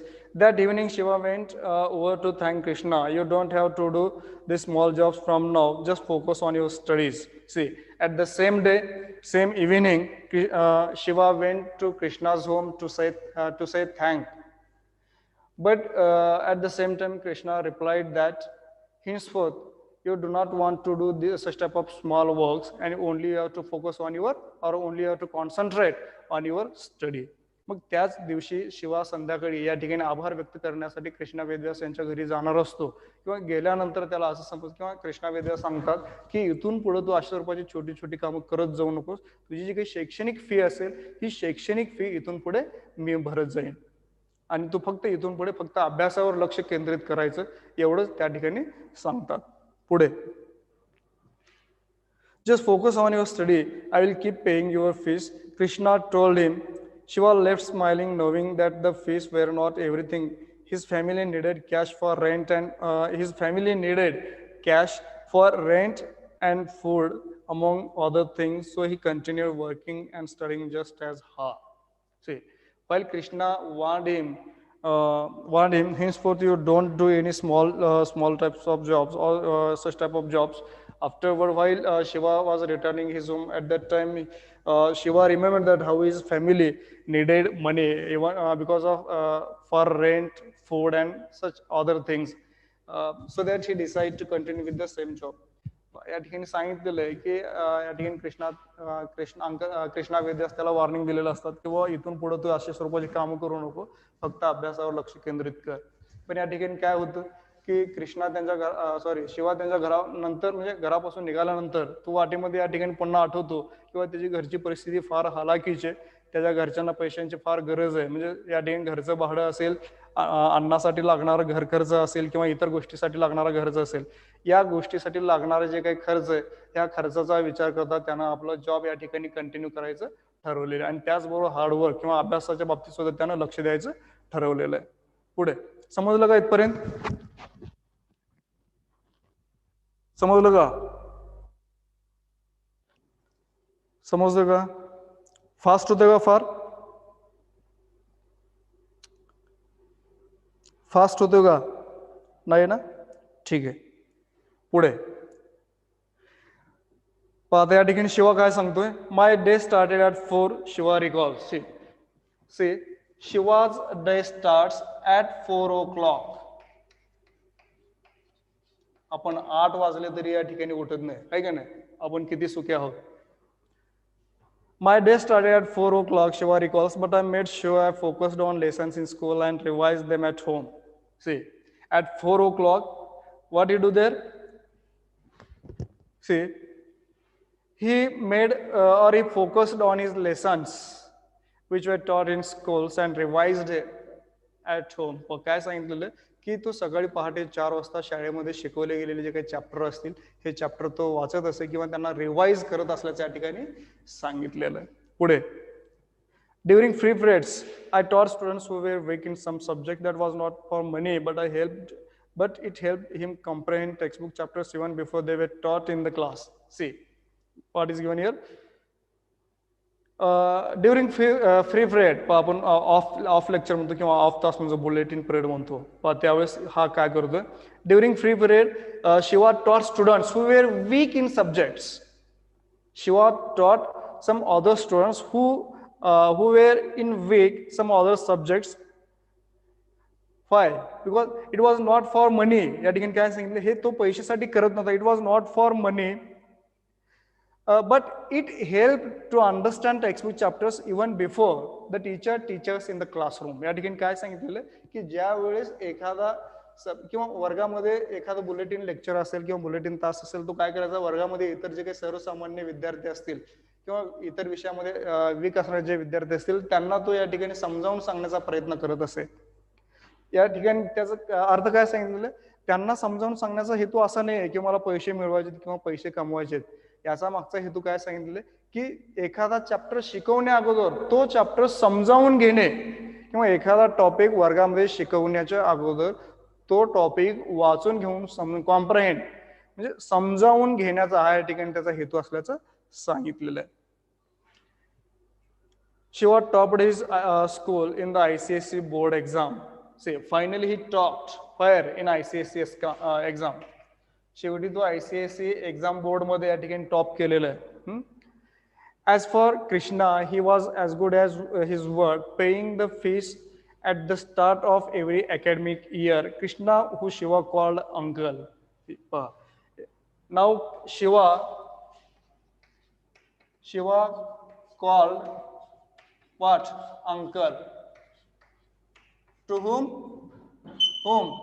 Krishna Vedvyas. आता कृष्णा वेदव्यास या ठिकाणी महिन्याला ते जी काही असणारी पर्टिक्युलर फी आहे, ही फी त्या ठिकाणी भरत असत. या ठिकाणी शिवाला त्याची जाणीव होती म्हणून तो या ठिकाणी हार्ड वर्क करायचा, व्यवस्थित अभ्यास करायचा आणि म्हणूनच या ठिकाणी ICSEच्या फायनल एक्झाम मध्ये तो त्या ठिकाणी टॉप केलेला आहे. म्हणूनच या ठिकाणी सांगितलेलं की या ठिकाणी कृष्णा वेदव्यास यांनी केलेल्या खर्चाप्रमाणे या ठिकाणी शिवा त्यांच्या बोलण्याला सत्यावर उतरवून दाखवलेलं आहे, म्हणजे यशस्वी झालं त्या ठिकाणी सांगितलेलं आहे. आता या ठिकाणी असंही सांगितलेलं now Shiva called Krishna Vedvyas what? Uncle. या ठिकाणी आता कृष्णा वेदव्यास यांना या ठिकाणी शिवा कुठल्या नावाने हाक मारतोय? अंकल या नावाने आता तो हाक मारतोय. Had insisted they converse only in English, which Shiva did not speak at home for more fluency. On Krishna's advice, Shiva also opted for science in college. See, nowadays Krishna Vedvyas insisted Shiva to communicate in English because he was poor in English language. So that, and also here has given that Shiva opted, or Shiva has taken admission where? Science. According to the suggestion or advice of Krishna Vedvyas, Shiva opted for science in college. आता या ठिकाणी सांगितलेलं आहे की ICSEच्या exam बोर्डमध्ये या ठिकाणी Shiva top केलेलं आहे आणि त्याच्या अंकलने पैसे भरल्याप्रमाणे तो त्या ठिकाणी यशस्वी झालेला आहे. मग या ठिकाणी कृष्णा वेदव्यास सांगतात किंवा तुझं इंग्लिश थोडंसं कच्चं असल्यामुळं इंग्लिशमध्ये कम्युनिकेशन करत जा. मग या ठिकाणी पुढे असंही सांगितलेलं आहे की त्यांच्या म्हणण्यानुसार किंवा कृष्णा वेदव्यास यांच्या म्हणण्यानुसार सांगण्यानुसार या ठिकाणी शिवा सायन्सला ऍडमिशन घेतो आणि तो आपल्या कॉलेजला कंटिन्यू करतो. इथपर्यंत समजलं का? समजलेलं का? समजलेलं आहे का? रिप्लाय द्या. समजलेलं आहे. पुन्हा एकदा या ठिकाणी आपण छोटीशी नजर मारू. एक 14 वर्षाचा मुलगा आहे कृष्णा वेदव्यास, जो की या ठिकाणी न्यूजपेपर डिलिव्हर करतोय आणि ज्या दिवशी तो न्यूजपेपर डिलिव्हर करतोय त्याच वेळेस तो एका शेजारच्या नवीन बंगल्यामध्ये एक चांगले दयाळू व्यक्ती ज्यांचं नाव काय सांगितलेलं आहे कृष्णा वेदव्यास या ठिकाणी आपल्या 5 वर्षाच्या मुलासोबत कार वॉश करत असताना तो त्या ठिकाणी त्यांना पाहतो. आपला शिवा काय करतो की त्या ठिकाणी आपली स्वतःची सायकल थांबवतो आणि त्यांना विचारतो की वा सर हे कार मी या ठिकाणी धुवू शकतो किंवा मला कार धुण्याचे सुद्धा म्हणजे धुवायचं काम सुद्धा मला येतं, त्या ठिकाणी या ठिकाणी हे जे काम आहे मला दिलं तर बरं होईल. कारण आपण पाहिलेलं आहे किंवा बघितलेलं आहे की शिवा हा अतिशय होपलेस किंवा या ठिकाणी निराश अवस्थेत असल्याचं दिसून आलेलं आहे. कारण ते नुकतंच त्यांना 8वी मध्ये प्रवेश केलेला आहे आणि त्याची काय असणारी 15,000 फीस, ही फीस त्याचे वडील भरू शकत नाहीत कारण त्याचे वडील एक साधे लॉरी ड्रायव्हर आहेत, जेणेकरून त्यांची महिन्याची काही मंथली इन्कम येतो अतिशय तुटपुंजी असल्याचं सांगितलेलं आहे. मग त्यावेळेस आपल्याला हे सुद्धा पाहिलेलं आहे की शेवटच्या वर्षामध्ये त्याच्या शिक्षणाला किंवा ते शैक्षणिक फी भरण्यासाठी त्याच्या आईने त्यांची जी काही ज्वेलरी जे काही असलेली ज्वेलरी आहेत हे विकून त्याला या ठिकाणी मारुती विद्यालय इंग्लिश मीडियम स्कूल जे काही ICSE बोर्ड आहे त्या ठिकाणी त्याला प्रवेश घेऊन दिलेला आहे. त्याची एक बहीण सुद्धा आहे योगेश्वरी आणि त्याचे वडील नागेंद्र. हे काय करतात? नागेंद्र काय करतात की संध्याकाळी म्हणजे एका कंपनीमध्ये लॉरी ड्रायव्हर म्हणून काम करतात, संध्याकाळी घरी येत असताना काही फुलं घेऊन येतात. मग त्यांची जी काही पत्नी आहे किंवा शिवाची जी आई आहे हे जे फुलं आहेत या फुलांचं या ठिकाणी कन्व्हर्ट या ठिकाणी फुलांच्या हारामध्ये करत असते आणि त्याची जी काही बहीण आहे शिवाची बहीण योगेश्वरी ही सुद्धा एका गव्हर्नमेंट शाळेमध्ये या ठिकाणी शिक्षण घेत असते. शाळा सुटल्यानंतर शिवा आणि योगेश्वरी हे दोघ जण या ठिकाणी ट्रॅफिक सिग्नल आणि इतर ठिकाणी या ठिकाणी फुलांचे हार विकण्याचं कार्य करत असतात. म्हणजे घरातील सर्व व्यक्ती इतके हार्ड एफर्ट्स घेऊन सुद्धा महिन्याच्या काठी त्यांना आर्थिक चुणचुण लागत असे किंवा आर्थिक गरज लागत असे, म्हणजे इतक्या म्हणजे आर्थिक अडचण असल्याचं या ठिकाणी सांगितलेलं आहे. म्हणूनच शिवाय या ठिकाणी डिस्पेअर म्हणजे किंवा होपलेस असल्याचं सांगितलंय किंवा हताश निराश असल्याचं सांगितलेलं आहे. मग ज्यावेळेस या ठिकाणी शिवा कृष्णा वेदव्यास यांना सांगतो की बाबा माझी घरची परिस्थिती थोडीशी हलाखीची आहे, माझी जी काही स्कूलची काही 15,000 फीस आहे ते तुम्ही माझी भरू शकाल का, किंवा हे पैसे मला देऊ नका, तुम्ही शाळेवरती जावा, तिथे गेल्यानंतर चौकशी करा आणि त्यानंतर तुम्ही ती फीस भरा. मग दुसऱ्या दिवशी ज्यावेळेस कृष्णा वेदव्यास त्या ठिकाणी शाळेत जातात तिथे गेल्यानंतर त्यांना एक आश्चर्याचा धक्का बसतो. कारण शिवाचे जे काही प्रिन्सिपल असतील किंवा त्यांचे जे काही इतर शिक्षक असतील ते असं सांगतात की शिवा हा सुरुवातीपासूनच शाळेमध्ये टॉपर राहत असल्याचं सांगितलेलं आहे. क्षणाचाही विचार न करता या ठिकाणी कृष्णा वेदव्यास 15,000 फीस भरतात आणि त्या दिवशी संध्याकाळी शिवा त्यांच्या घरी त्यांना आभार व्यक्त करण्यासाठी जातो. त्यावेळेस कृष्णा त्याला सांगतात की बाबा इथून पुढे तू 800 रुपयाचे काम करू नको, फक्त अभ्यासावर लक्ष केंद्रित कर. शिवा घरी परतत असताना तो विचार करतो किंवा घरची परिस्थिती फार हालाकीची आहे, त्याच्या घरच्यांसाठी लागणारे जे काही आर्थिक म्हणजे पैशाचा जो काही वाटा आहे, म्हणजे थोडक्यात या ठिकाणी घरच्या भाड्यासाठी लागणार असेल, अन्नासाठी लागणार असेल किंवा इतर गोष्टीसाठी लागणारा जो काही खर्च आहे, एकंदरीत या गोष्टीचा विचार करता शिवा पुन्हा आपला म्हणजे काम कंटिन्यू करण्यास तो त्या ठिकाणी ठरवतो आणि त्याचबरोबर अभ्यासाकडे लक्ष द्यायचं तो ठरवतो. मग नेक्स्ट डे ज्यावेळेस कृष्णा वेदव्यास त्या ठिकाणी शाळेवरती जातात, त्या फी वगैरे भरतात त्या ठिकाणी. मग तो काम वगैरे भरल्यानंतर शिवा आभार व्यक्त करण्यासाठी घरी जातो. त्यांना वॉर्निंग देतात किंवा तो अशी कामं करू नको, अभ्यासावर लक्ष केंद्रित कर. पण आपल्याला माहित आहे किंवा पाहिलेलं आहे की त्याला पैशाची कशी गरज आहे किंवा निकड आहे. मग त्यानुसार तो अभ्यासावर लक्ष केंद्रित करतो आणि ICSEच्या फायनल बोर्ड एक्झाम मध्ये तो टॉप करतो किंवा पहिल्या नंबरने पास होतो.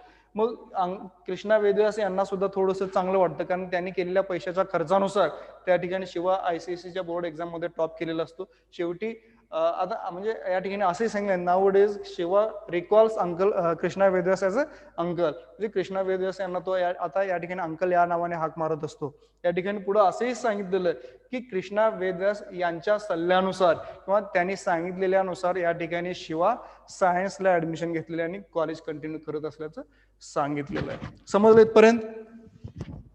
समजलेलं का?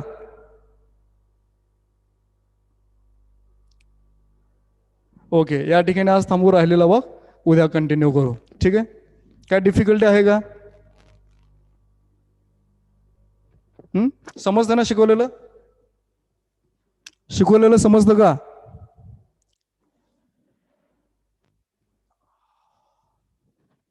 ठीक आहे. आजच्या या ठिकाणी ऑनलाईन एक्झाम संपलेले आहेत. एक लक्षात घ्या की ज्या वेळेस तुम्ही लॉग इन करत असतात त्यावेळेस जसं आज सांगितलेलं आहे, शहिस्ता शेख, मेनसे अथर्व त्यांनी केलेलं नाही, ब्रॅकेट केलेलं नाही. ज्या पद्धतीनं अगोदर ब्रॅकेट करून त्याच्यानंतर